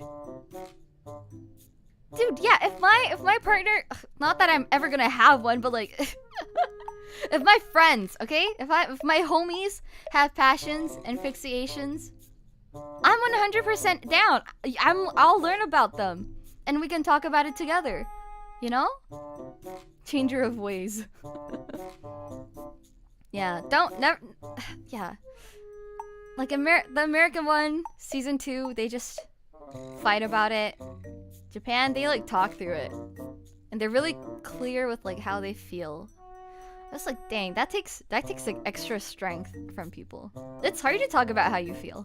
But yeah, if anyone was like, dang, I really love this show, I wish someone would watch it with me, I'll fucking watch it. Come on, come here, baby. You want to talk to me about like clothing? Sure, I'm gonna Google what the basic clothing item names are. And I'll send you pictures if I ever see something cool, and I'll ask you about like, what is this? You know? First, right? I got passionate. It's hard to express your feelings if they're not for you, and then. Sir? Hello? Like, Rose, he literally doesn't have anything, Rose. He has nothing in his house. His one thing he's into is fashion. He can't even be a hairstylist because of his family situation. Let the man live. Anyways, yeah, that's the couple I hated the most. I love Mori. Love Mori. Hate Minami. In the show. I'm sure you're a wonderful person, if not in front of love. Are you really dumb fuck? Oh, I'm kidding. Okay, so this is the last thing, and it's gonna wrap it up real nicely because it's sweet. So there's this couple, Ryotaro and Motomi. I don't know what Motomi does for work, but Ryotaro is a hairstylist, so he has bleached hair and a mustache and some stubble, okay? Can you imagine? Yeah. So when Motomi meets Ryotaro for the first time, she's like kind of like taken aback. She's like, oh, whoa, shit. That's what you look like? You look like... you look like a little rebel. Yeah. It's already been 2 hours, is it? Yeah, I'm showing you like 20 hours of content right here. I'm giving you 20 hours of content condensed into 2 hours. So yeah, they worked out really well. The only trouble that they have is Motomi's parents. Like, her dad's really strict. And Motomi's been divorced before, okay? Ryotaro doesn't fucking mind at all. And they're like super cute together. The one thing is that Motomi was like surprised by Ryotaro's appearance at first, but like they don't really do anything about it. They're just like, oh, it's fine though. But Motomi talks about how her dad is more traditional and would probably be happier if he had black hair. You know? And Ryotaro was like, well, I don't want to change who I am as a person just to please your parents. Like, if I'm gonna talk to them about marrying you, I should be showing my genuine self, right? And Motomi's like, yeah, fucking good point. But then a week later, Ryotaro dyes his hair black. He dyes his hair black to show how serious he is about Motomi to her dad. You know? Like, sure, this is who I am, but if I'm not even willing to dye my hair for this meetup, then am I really sincere about marrying your daughter kind of thing? So I was like, you know, yeah, this is like contradicting what you said before, but like a really good point. If it's to prove something, it is kind of worth it, right? You're doing it to like show that you're gonna try. Right? So like, you know, kind of better. Do you want to be sincere to yourself or to prove yourself? I think for first meeting, maybe proving yourself, and then, because they already know. The parents already knew that he had bleached hair. They already knew, but, and they were expecting it. They were expecting the bleached hair during dinner, but he dyed his hair black. After that, he got approved by the parents, so it's all good, I think. But yeah, that's one thing. Like, would you change parts of your physical appearance, like maybe hair length, hair color, and all that stuff to meet someone's mom and dad? I mean, Motomi was like really worried about it. Like, the only fight they had, like, it wasn't even a fight. The only discussions they had were about this. Like, oh, I'm worried about my dad and how he's gonna think about you. Like, I'm okay with you. I love you for who you are, but my dad. I don't know how you're gonna get his approval. Yeah. Kind of inspiring? Yeah, kind of. But yeah. Okay, but listen up. So, Ryotaro dyes his hair black to meet Motomi's parents, right? So the show has a thing called a reunion, which is like 1 year later, they come back to the show and talk about stuff. You know what happened? Rotaro bleached his hair back to the color it was. But also Motomi also bleached her hair. Motomi bleached her hair, so both of them were blonde after 1 year. And that fucking made me cry. She bleached her hair. It's like the cheesy ass fucking symbolism that you would get from like an English literature class. And it's so sweet, it hurts. It's so sweet. Rotaro dyed his hair black from Motomi. Motomi bleached her hair because she loved Rotaro. Ah! What the fuck?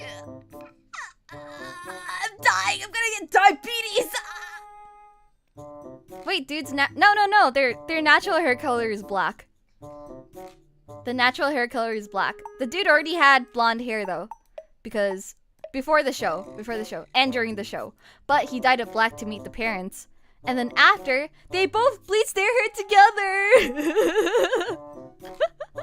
It's so good. Yeah. Actual anime time skip. And so like they're matching hairs. And there's like a one part during the wedding, before the wedding, Rotaro and Motomi, right? Rotaro's like, I want to style your hair, Motomi. And then Motomi's like, okay, I want it like this. Because he's a hairstylist. And he's like, yeah, from now on, I want to be the person who cuts your hair. Because that's how I'm good at it. And I want to take care of you. And I want you to look how you want to look and feel nice. I'm just like, what the fuck? I didn't know love could be so pure. I didn't know love could be so blind. I was having the time of life. This is what I wanted for Odachi and Nanako though. The comedian and the ballet teacher. That's what I wanted to see from them, but it never happened. Yeah. Oh my god. It's so wholesome. It's so wholesome, it hurts. Showing your love through acts of service. Oh, it's so sweet. The bleached hair. I can't stop thinking about it. Anyways, yeah.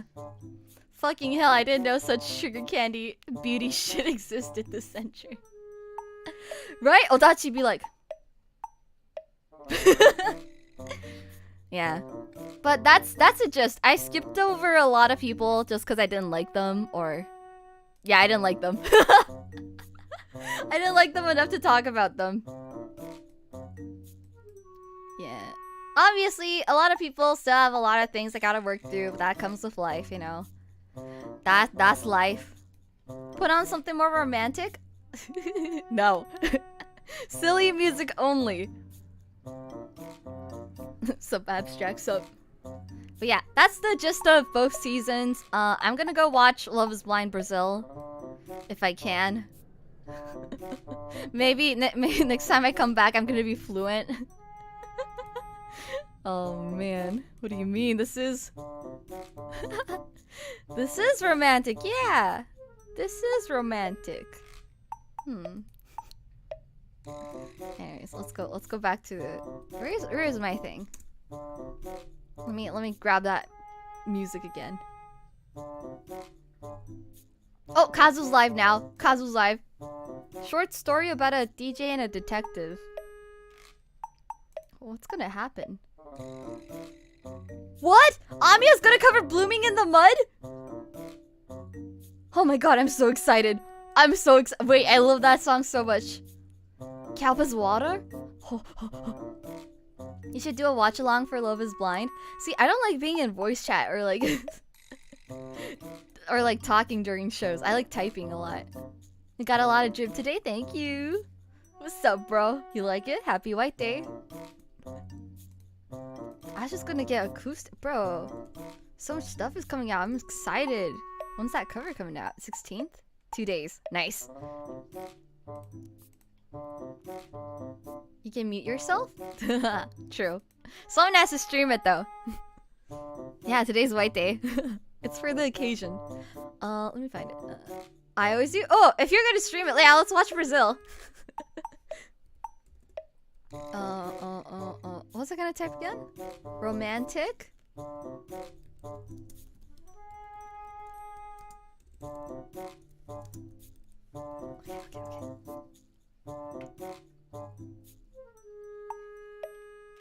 Sexy?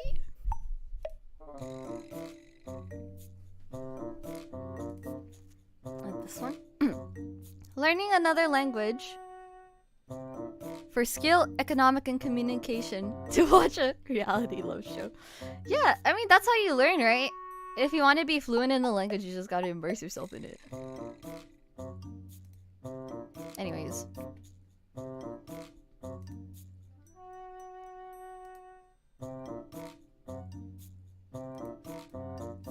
Happy White Day. I'm gonna go, okay? I talked too much today. I was gonna ask you guys questions like, do you guys think love is blind? Do you think love is blind? What do you think? Oh, wrong one. Wait, I'm not ready yet. Wait, I'm not gonna do it. Never mind. I was gonna do something. Is love blind? Except you first, I know your answer. Bankrupt twice. How does that even happen? Love works in mysterious ways. I do think love can be blind, but on this show, people are like attractive, right? Pogger stream that. Thank you. Yeah, I don't know. People weird. Can love bloom on the battlefield? That feels like a quote. Is that a quote from something? I did think physical attraction is pretty important. It is a human construct. Dude, humans make so many fucking weird things. Like time? Like, I get it, but also I don't. But also I kind of do. I don't know. Depending on who it is. What do you think about, like, should I mention this? I mean, it's kind of the same with, like, you know, online dating. Right? You don't see each other until you do, like, face reveals. Online. You know? E-daters. No idea since I'm aromatic. Yo, high five, let's go. This is why we work, bro. This is why we work, let's go. Discord mods. No, yeah, maybe pretend I didn't say anything. Timekeeping fans, 2D character appreciations. Yeah, it is a good show, isn't it, Hugo? I enjoy it a lot. A romantics joined together. High five, guys, high five. Well, we may never be in love, but at least we'll have each other and a bunch of friends. And we don't gotta deal with all those arguments, right? Let's go. Sometimes I do watch shows just to see what it would feel like, though. Don't worry, we won't feel the pain of love. True. No pain, no gain, though. It's okay. I'm okay with this. High five. I can't raise my hand. Just put your hand in my hand. Yeah. Is that everything? Did I talk about everything? No. There's still one more question I have. Oh yeah. So, you know Jared, the guy who proposed to 2 people? So, one of their fights, okay? This is just a bonus question. One of their fights was because Jared keeps things from exes.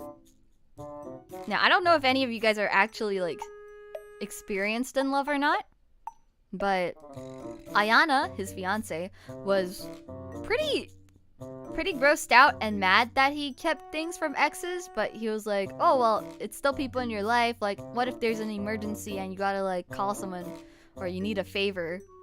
Or like, oh yeah, so he keeps things from exes and he doesn't delete them or cut them off at all. Thoughts on that? Like, I don't have any opinions on that, so I didn't know what to think. Is it justified that she was, like, mad at that?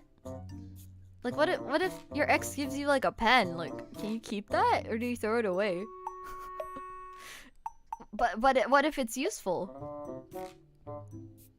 Since you like cute romantic stuff, should I toss in suggestions? Ooh, romance novels? Yeah, but only if they have, like, a PDF online. Because I don't know where to get books. What do you mean keep from? So like my friend remains contact with an ex and they actually still get along quite well. Yeah. Go on, Sophie. Yeah, I don't know. I don't really know what he was keeping, but it was like stuff around the room. Maybe like photos too, like photo frames. Maybe like rings or accessories. I don't know. Just search the title online and read it illegally. A criminal? A criminal? Are we committing crimes for romance? That's so romantic. Let's go. Can't believe Nen is still talking about the show. No, I'm just asking one last question, just like as a little brain thinker, you know, like a little brain teaser. Then always so energetic, I swear to God. Am I? Yeah, keeping stuff around from the ex. Yeah. Like if they give you like a pair of socks or like a really nice like watch, like a wristwatch from like an anniversary. And you just keep it. Well, it's useful, right? I got some manga I was reading, but don't remember any novels. Give me manga even better. Manga I can easily find. Give. Dude, I have one suggestion. I wrote down. When did I write this down? Wait, I wrote this down somewhere. Wait. I got this. Hayabusa shitai futari. It's a romance comment. I'll say it again. Hayabusa shitai futari. So that one's really cute. It's about high schoolers though. One dude's like a super rich dude who has like super strict family stuff, and the other one's like a gyaru. And yeah, it's their romance story. It's like comedy romance, but also super sweet. Go read it. Thank you. To be honest, if someone you loved for the first time give you something, it makes sense to keep it as a memento. Yeah. Depends on emotional attachment of the item, and it also depends on the impulsivity of that person. If they're mature enough, it should be fine, especially if they're utilitarian. What's blue box? Manga?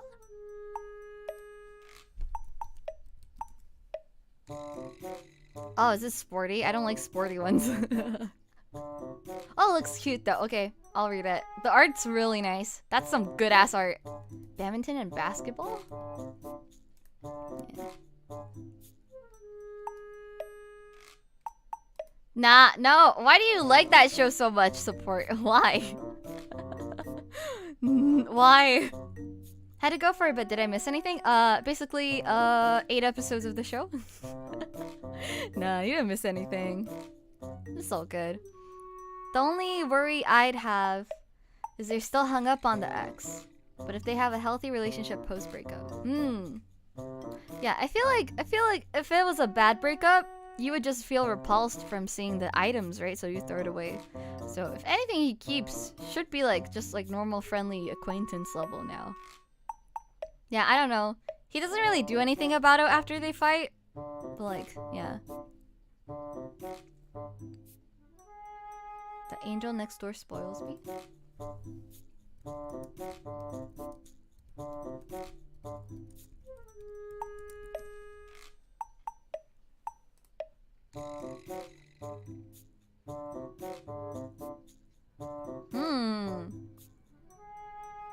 Why does this look spicy? Okay. Into a degenerate unaware? Dude, what should I do to get spoiled? If you're gonna give someone serious dating advice, what would it be? Oh, you're asking me? You're gonna ask me? Wait, let me think about this. Wait, I gotta think. I know I said this, but I have to say it again. Gosh, that suit fits your design so well, strangely. You'd think the color contrast doesn't work, but it works perfectly. Right? I thought that this suit would be the best one, because there's a lot of different colors. I was gonna wear the red one, but I thought maybe that'd be like too intense, you know? And it's white day, so I thought white suit, you know, white suit with white dress shirt would go really well, but the black gloves kind of make it a little bit more sexy, you know? Ah, yes. Ask the aromantic how to romance.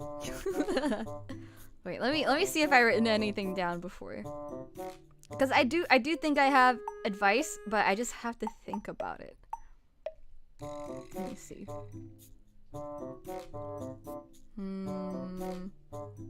Where do I write my stuff?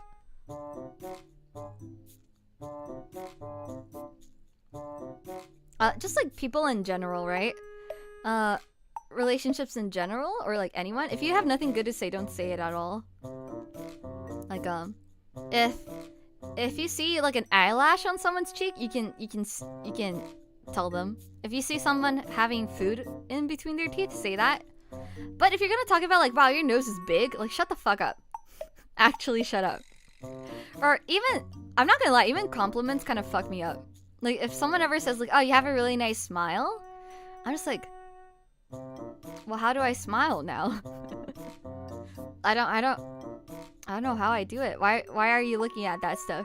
I don't. That stuff like makes people self-conscious, overly self-conscious. Things that don't have to be mentioned. It's the same with like Mori's hair, you know?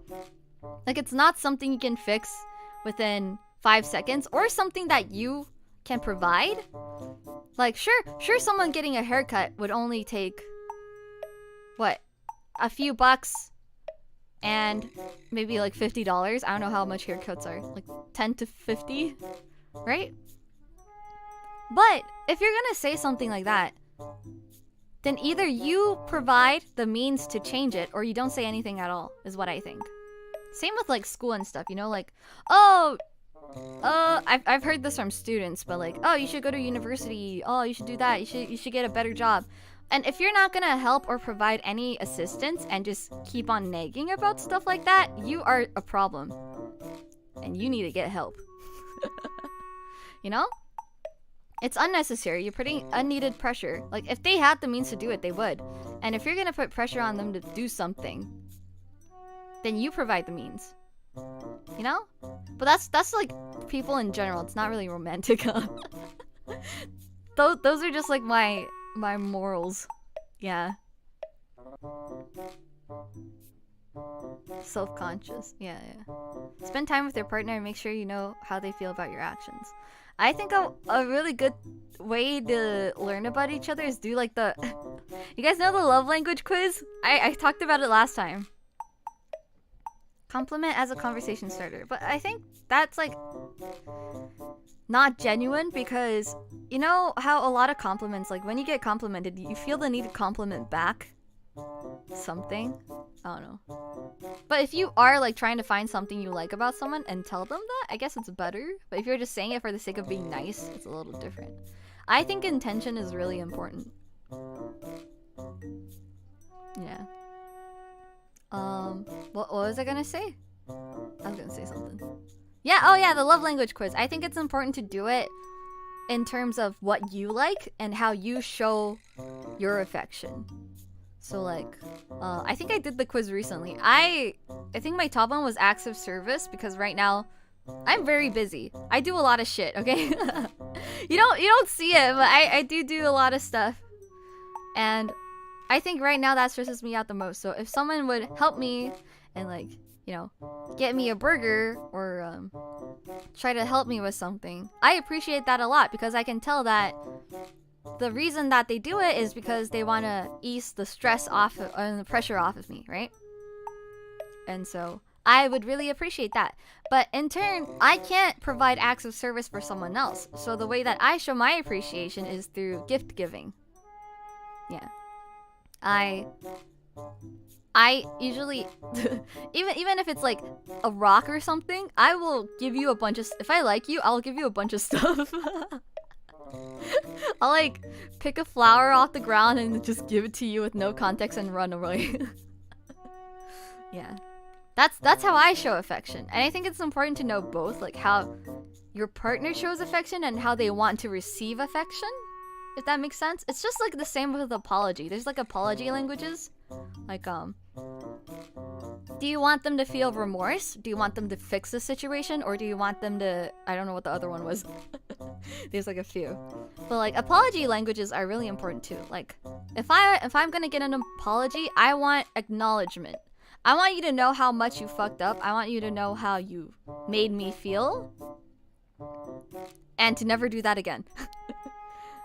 Promise for change. Yeah, that's probably one of them. I don't know. A trained cow. What the fuck? Just call me a cow? Yeah. But like some people are like, oh well, how can I fix it? How can I fix it? Like that's not what they need. They need you to acknowledge that you fucked up and you fucked with how they feel, you know? So gift giving thing is common. I may have missed some opportunities. Yeah. But like the things people appreciate at different stages of their lives are different, right? So I think it's a good quiz to do pretty often. Just like to see what the fuck's happened. Because mine used to be words of affection. Like I needed compliments because I wasn't sure if what I was doing was right or if I was going in the right direction, right? And having someone to tell you that, yeah, you're good, it's like really meaningful, you know? Yeah. And I don't know.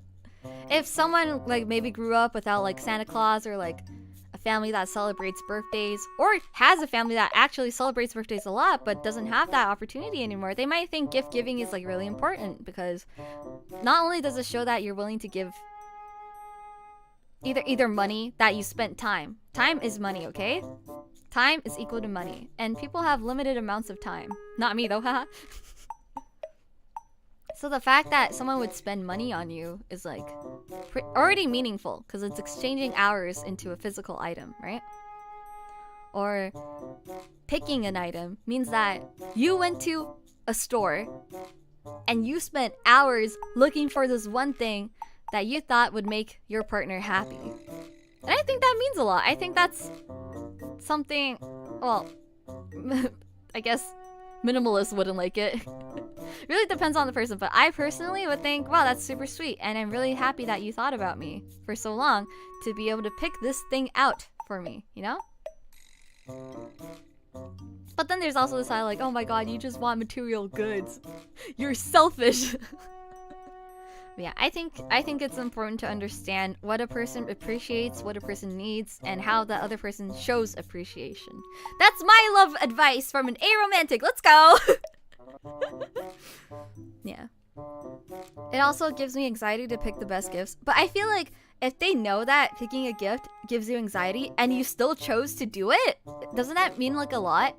Like doing something that... Oh yeah, it's a question in the quiz as well. Like, oh, this person is interested in what I'm interested in, so they spent time to understand what I'm interested in, despite not being really down for it. But they did it for me, kind of thing. I think that hits different. Yeah. So, like, how do you learn this stuff? Like, just by doing quizzes together? BuzzFeed? BuzzFeed quiz? Yeah. Either long talks at night. I don't know. It's hard to like collect your thoughts together on what really hits. So I think the 5 love language quiz, even if it's like not scientifically accurate or whatever, it's just nice to know. And like with friends too, I always make my friends do it just so I understand. Do you want me to like spend more time with you, or do you want to game together, or like what do you need? The thing about time is legit though, goes far beyond what money the person spent. Yeah, exactly. Like it's the value and the thought behind it. Like people say thought that counts. No, it's more like it's not just the time that you went to pick it out, but the time you needed to collect all the resources to provide this item, this specific item, you know? Yeah. I think it's sweet. I think gift giving is sweet. And then so that's how I try to show my appreciation to people. You can always earn money, but you can never get the time back. Exactly. You can't get the time back. And by using that money to show your appreciation, I think you're saying more than just like, haha, I have money. Yeah. Because there's so much more behind earning money. Earning money is hard, guys. What did I miss? Oh, we're just doing a little chatty chat about love, you know? Do you have any love advice? Spit it out. Spit out your love advice. I'm trying to master all 3 love languages. Yeah, you're gonna be fluent in them? Like, what else is there? Like, I'm not really super big into, like, spending quality time. I'm the type where if we're friends for a bit, or really close friends, and then we don't meet each other for like 10 years, and we meet up again, I'm gonna treat you like how I treated you before. Because my feelings don't change with time. I'll still love you exactly the way I used to. So, yeah, spending time is important together. You never know when someone's gonna, you know, leave and never see you again. But I don't know. I feel like you can spend quality time in like different ways too. Like, you know, like video chats, voice calls, hanging out, sharing stuff that you might be doing that's the same. Yeah, just like normal small talk stuff. What? My best friends? Forever. My personal biggest love advice is just to be yourself. I know it sounds cliche, but trying to act a certain way for someone else is very tiring. And it's okay to be slightly flawed if you work on yourself. Oh, I have another love advice. If you have any like issues, like trust issues, rage issues, you know, issues, stuff like that. Money issues, work on yourself first before you go into love. I think they say this a lot, like, love yourself before loving someone else. I think if you don't have the means to love someone, like, if you have trouble sleeping or like something, don't put that on your partner to solve. That's not their problem. That's something on you, and you have to go fix it before. Don't like. Oh. Ditch him. Does that make sense? Work on yourself. Finish everything, all the work you have to do on yourself first before you go reach out for love.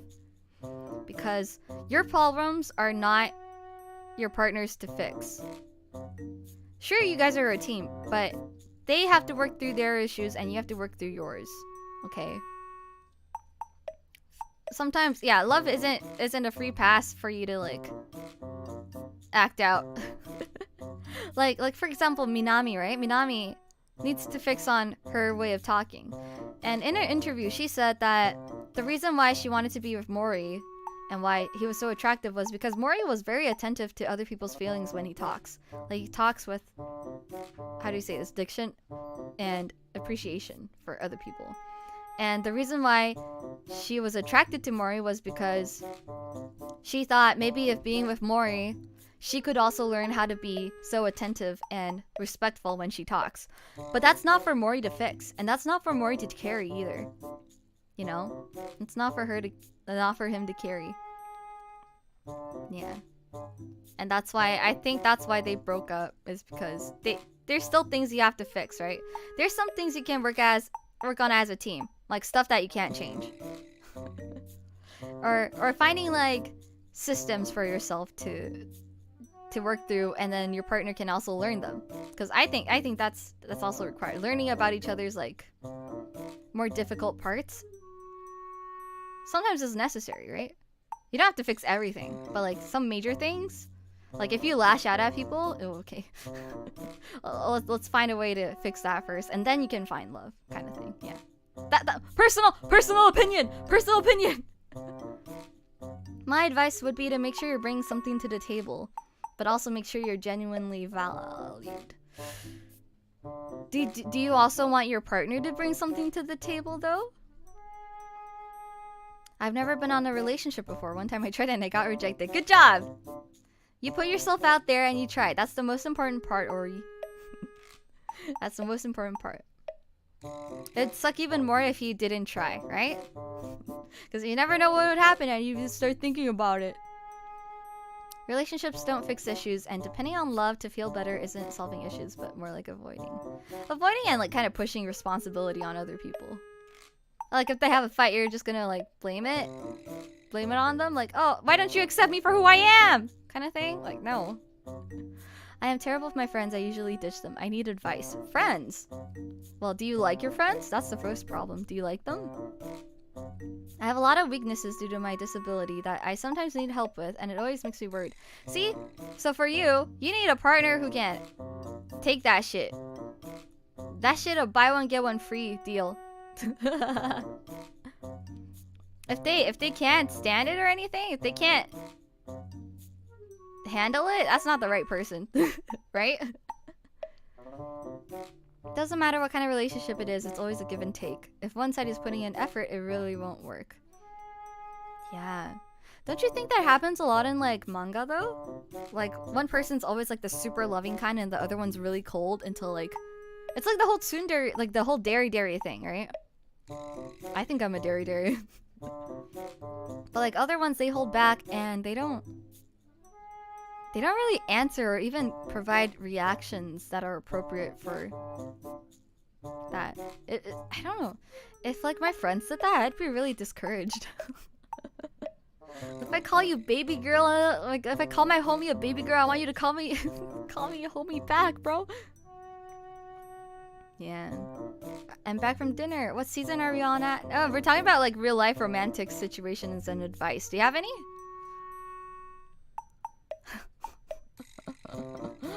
Dress up, darling. I hate that show. That's not. It's not something I used to consider, but it's important.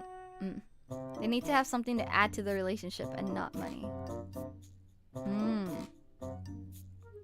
It's like a puzzle piece kind of thing, right?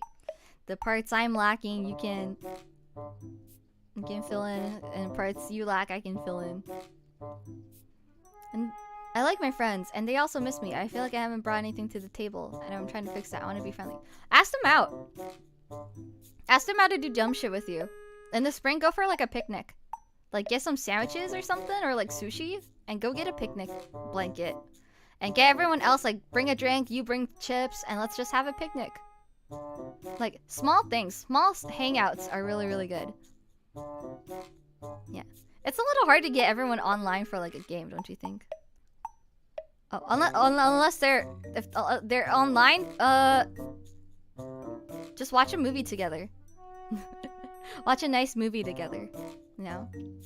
Or like find a show, like a really shitty show, and just shit on it together in VC. I love doing that. I love shitting on shows. In those kinds of relationships, it's more a personalized thing. They fall in love with the cold person and know they have different ways of showing affection. True. I don't know. When I see it, though, it does feel a little uncomfortable because it's so unbalanced, you know? I think balance is really important. From experience, don't rush things. Don't rush things. And oh, another really good advice. Don't expect things. No matter what you do, don't expect something back. If you're gonna do something nice, do it because of the niceness of your heart, not because you want something in return. Of course, unless you're me, and I give you stuff and I want stuff back, okay? Give me your chocolate. Yeah.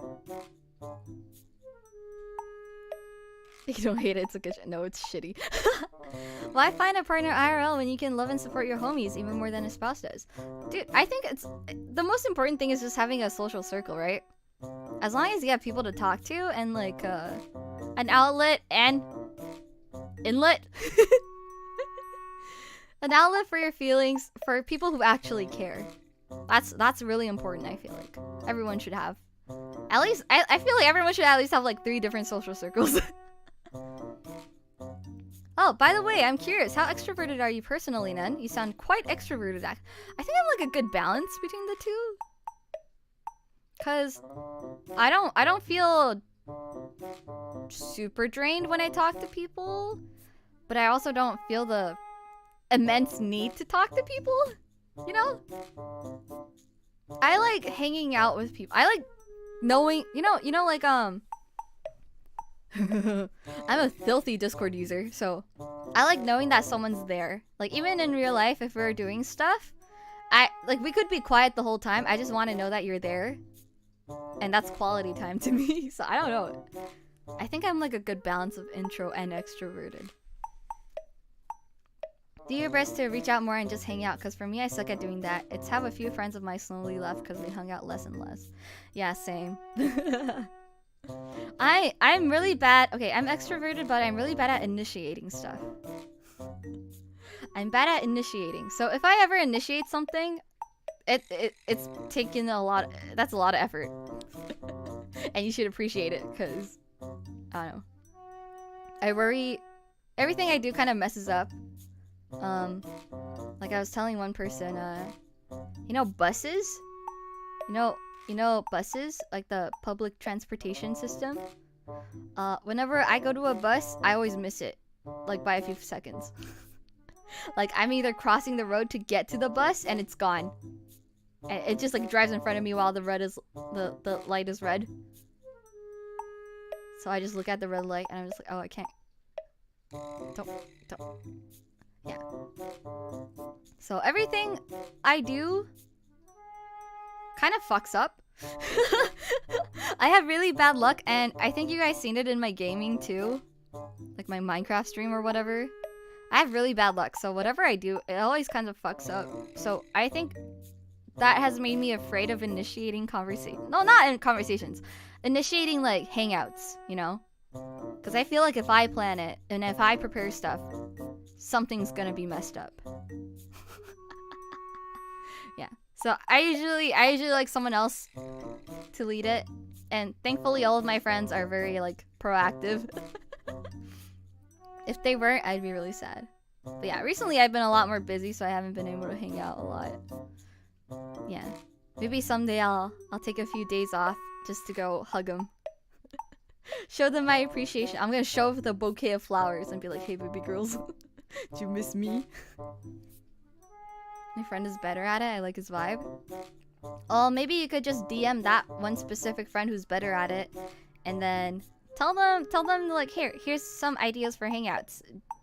What do you think? Do you want to go ask our other friends together if they want to go? I have to work in the morning. Enjoy eating dreams, Nen. Thank you. Still a few hours away, but I'm already hungry. I put myself in an odd position. I spent the last few years focusing on myself, and now I want to be more social, so I need to get back onto it. It's good that you're focusing on yourself, though. Do you think that you did enough work? Think you're good? Speaking of going out, have you ever been recognized in public? I just don't talk in public. I feel like my voice is like pretty fucking recognizable. I do worry. It's weird how I suck at DMs but love chat. Dude, it hits different, right? Discord servers are just easier to talk to. Because even if you say something, someone's gonna reply. And I think that safety guard, that safety net is like comforting. What is public? Is it edible? Yeah, I don't think anyone... Unless I get like 1 million subscribers, I don't have to worry about it so far. Yeah. My stream voice and my normal talking voice is different though, I swear. You meet me in real life, I'm like, oh, what's up, baby girl? What's up? I had a voice crack. What's up? So I can get a frappuccino, thank you. No, that's how I talk in real life. This is my streamer voice. Can you sign my face? Yeah. With a Sharpie or what? You got a pen?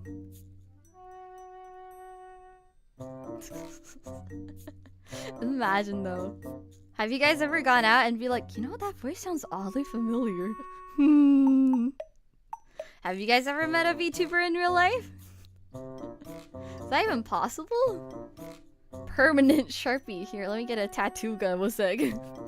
We gotta make it permanent. I don't know. My handwriting is kind of fucking ugly. Can I get like a stamp? Like a custom stamp? So I can just get an ink pad and just like slap it on you. Here's my signature. Yeah. That'd be fun. I like that. Anyone you've met IRL could be a VTuber and you just don't know it. Honestly, I know a lot of VTubers, Nen. In real life, Hugo. They're always among us. So Len from Nietzsche was talking about being recognized a few times. Oh yeah, true. People with like really like unique vocal textures. Hmm. You know, there are like similar, very similar people though. How do you have the guts to go ask about it though? Industrialized signature stamping line when. I'm gonna do that. I'm gonna get like a stamp instead of signatures. Cause I can't write for shit. I did enough work to get things started. I learned a hell of a lot. And now I'm challenging myself to get a book on Amazon in 2023. Not sure I call it a success till I done that. Okay, well, can you order like extra copies and then ship me one? Or give me the link? I don't know how Amazon works. I'll figure it out. I want your book. I can't wait. Solution. Don't have the guts, don't ask it. Mal. What the fuck? You can never call out a VTuber IRL because they'll just assume you're stalking them or overall make it awkward.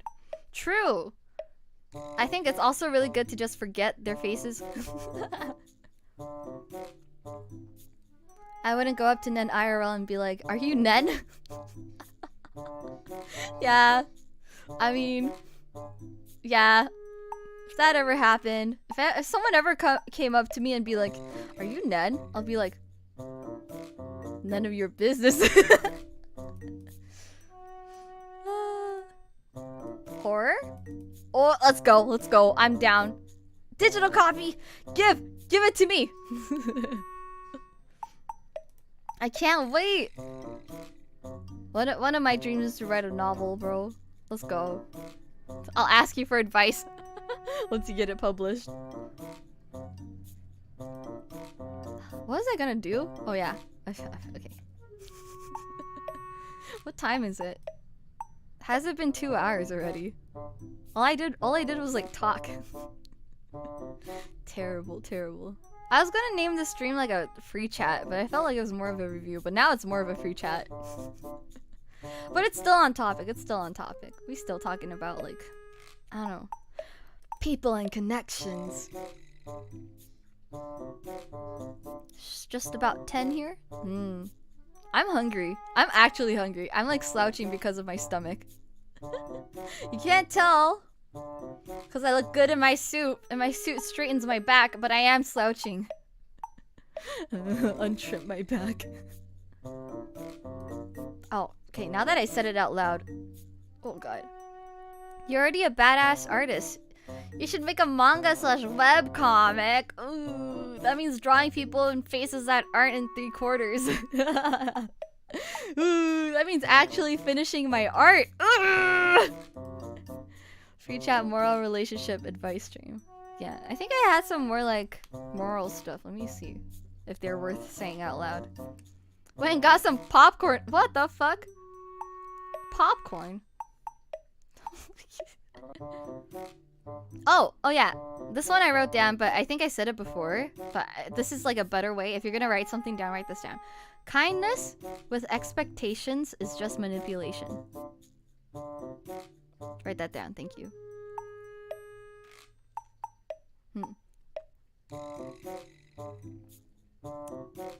I have a lot of quotes written down. These are pretty good. Dang, Get you some food, don't get any on your how do you say it? Suave? If I know I came across a VTuber IRL, I'd just immediately pull up their VOD and blast it on speaker so they don't get doxxed. What the? Isn't that doxing? Still get embarrassed? That's doxing, right? Suave suit. Thank you. Suave. I think I'm saying it like guava. Yeah. Man, you're you're evil. To me, associating a face with a VTuber would be like associate. Michael Scott? Michael Scott?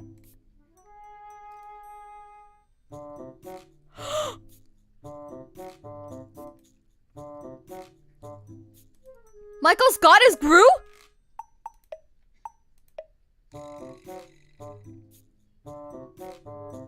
you tell me this? What? Why? You know, when I found out that Megamind was by Will Ferrell, I was also like... Oh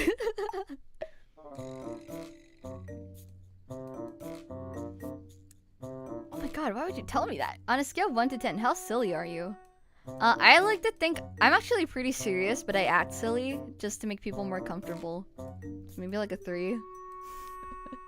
If I'm trying to impress people, like a 7. But if I'm like on a normal chill day with like people, like a 3 maybe. I'll crack a joke once in a while, but overall I'm pretty serious. But that's not interesting. That's not fun. Kind of similar to the video you linked earlier today. Yeah. Nice guys. Nice versus good is very, very different. I think like that's the same thing. Like I think intention is super, super important. Like when you say something, what's your intention? The meaning behind your words are very, very, very important to me. Yeah. I'll make it a challenge just to make it something interesting. Oh, make things interesting. If I write something that catches your attention, I want your help making a one-shot manga of it. That's... You know, one-page manga costs like $200, right? Can you afford it? Can you afford me? Yeah. I'm expensive. I am expensive. By the way, I forgot to say this, your gloves be looking hot today. Yeah. Too bad it's not fishnets. I really, fishnets are kind of itchy. I'm not gonna lie. These are kind of stuffy though. Different kind of uncomfortable. Yeah. Can you afford me? Is a really good one-liner. Yeah, can you afford me? But you can't, I'm expensive. One page 200 USD. You think just having an interesting plot is enough for me to write an entire manga?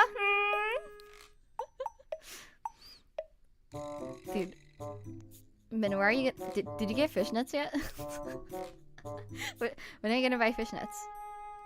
To be honest, if it works out, I might be able to. I'm scared. I regret. Should I have raised the price? Should I have said 500?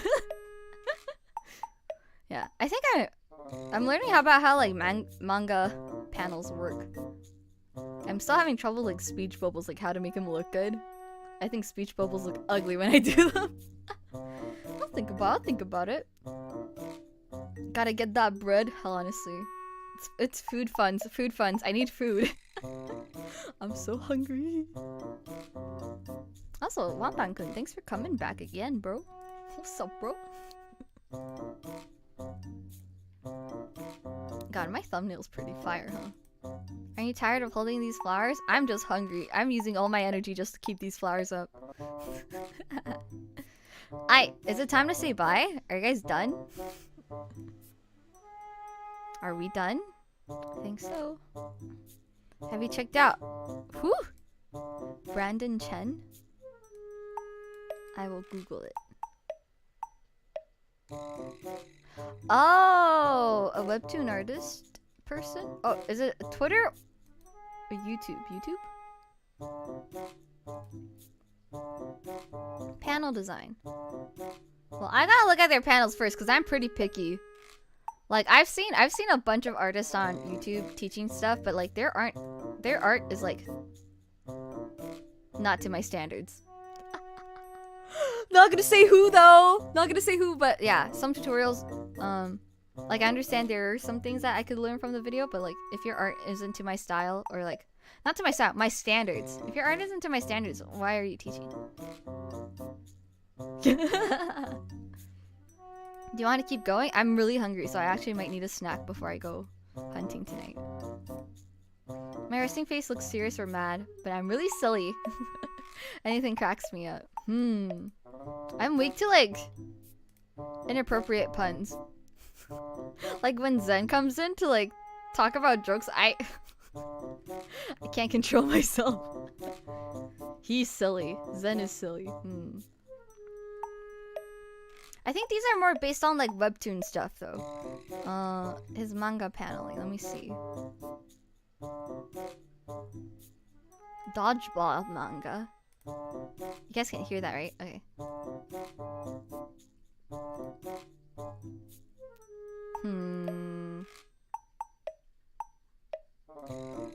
Interesting. Yeah, no, this guy.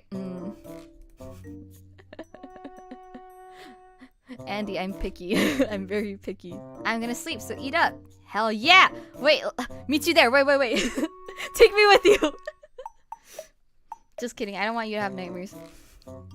I think I'm gonna end it here. If your art isn't to my standards, why are you teaching me? I got emotional damage. I mean, if I'm gonna learn from someone, it's gotta be someone who I aspire to be like, right? Yeah. But that's just me personally. Sometimes I do watch people just for like a specific trick, you know, like a specific setting that they use or like a specific pen. Yeah. But yeah, I like watching people who are like way better than me. Not saying that they're bad or anything, okay? I'm just saying that like if I'm gonna practice, you know, I want to look at the masters, you know. But not saying that you're not a master. It's just that I don't know. How do I say this nicely? Just copy whatever they do easy. Yeah. Like if I'm gonna learn how to sing opera, I'm not gonna look at a rock star. Yeah. I went on Wikipedia looking for actors who played crazy different roles. Now help me. Isn't it fun to know like who's acted who? And like did you the Krunks? You know the caveman one? Not Adam Sandler. Who the fuck is it? What is his name? The dad is a... Oh god, I don't know. Hey? Sugumi? Who is this? Ah, Blame? See, Blame... Good mechanical stuff. Good mechanical stuff. I'd love to be able to have the patience to draw like such nitty-gritty stuff, but that's not really me. Yeah. Some people might be really good in certain stuff, not other. Yeah, body structure and muscles. If they're really good at coloring, I'll watch it for the coloring, of course. But that also depends on like what my goal is, right? Yeah. But someone who understands everything is like a all-in-one pie, you know? Yeah. This Brandon person is very more westernized than what I do. So, like, even if you tell me, like, oh, this is how you draw, like, a upward head angle, it'd be different than my anime style. Yeah. Unfortunately. Quite hard to find. Yeah. There are some people, but apparently there's something wrong with them or something. I don't know. I do try to, like, fixate on one thing when I draw to learn that's different. So every time I'm improving on one thing. Yeah. Ay, get out of here. Get out. Stop talking to me. Stop. Cityscapes and structures. Yeah, for sure. That stuff is crazy. Like, not even necessarily like the character art, but like the stuff around the character really makes it hit. Or like the action scene. Like, what is this? Knights of Sidonia? That's kind of pog. The space stuff? Amazing. Get out, go! Get out, go! Bye!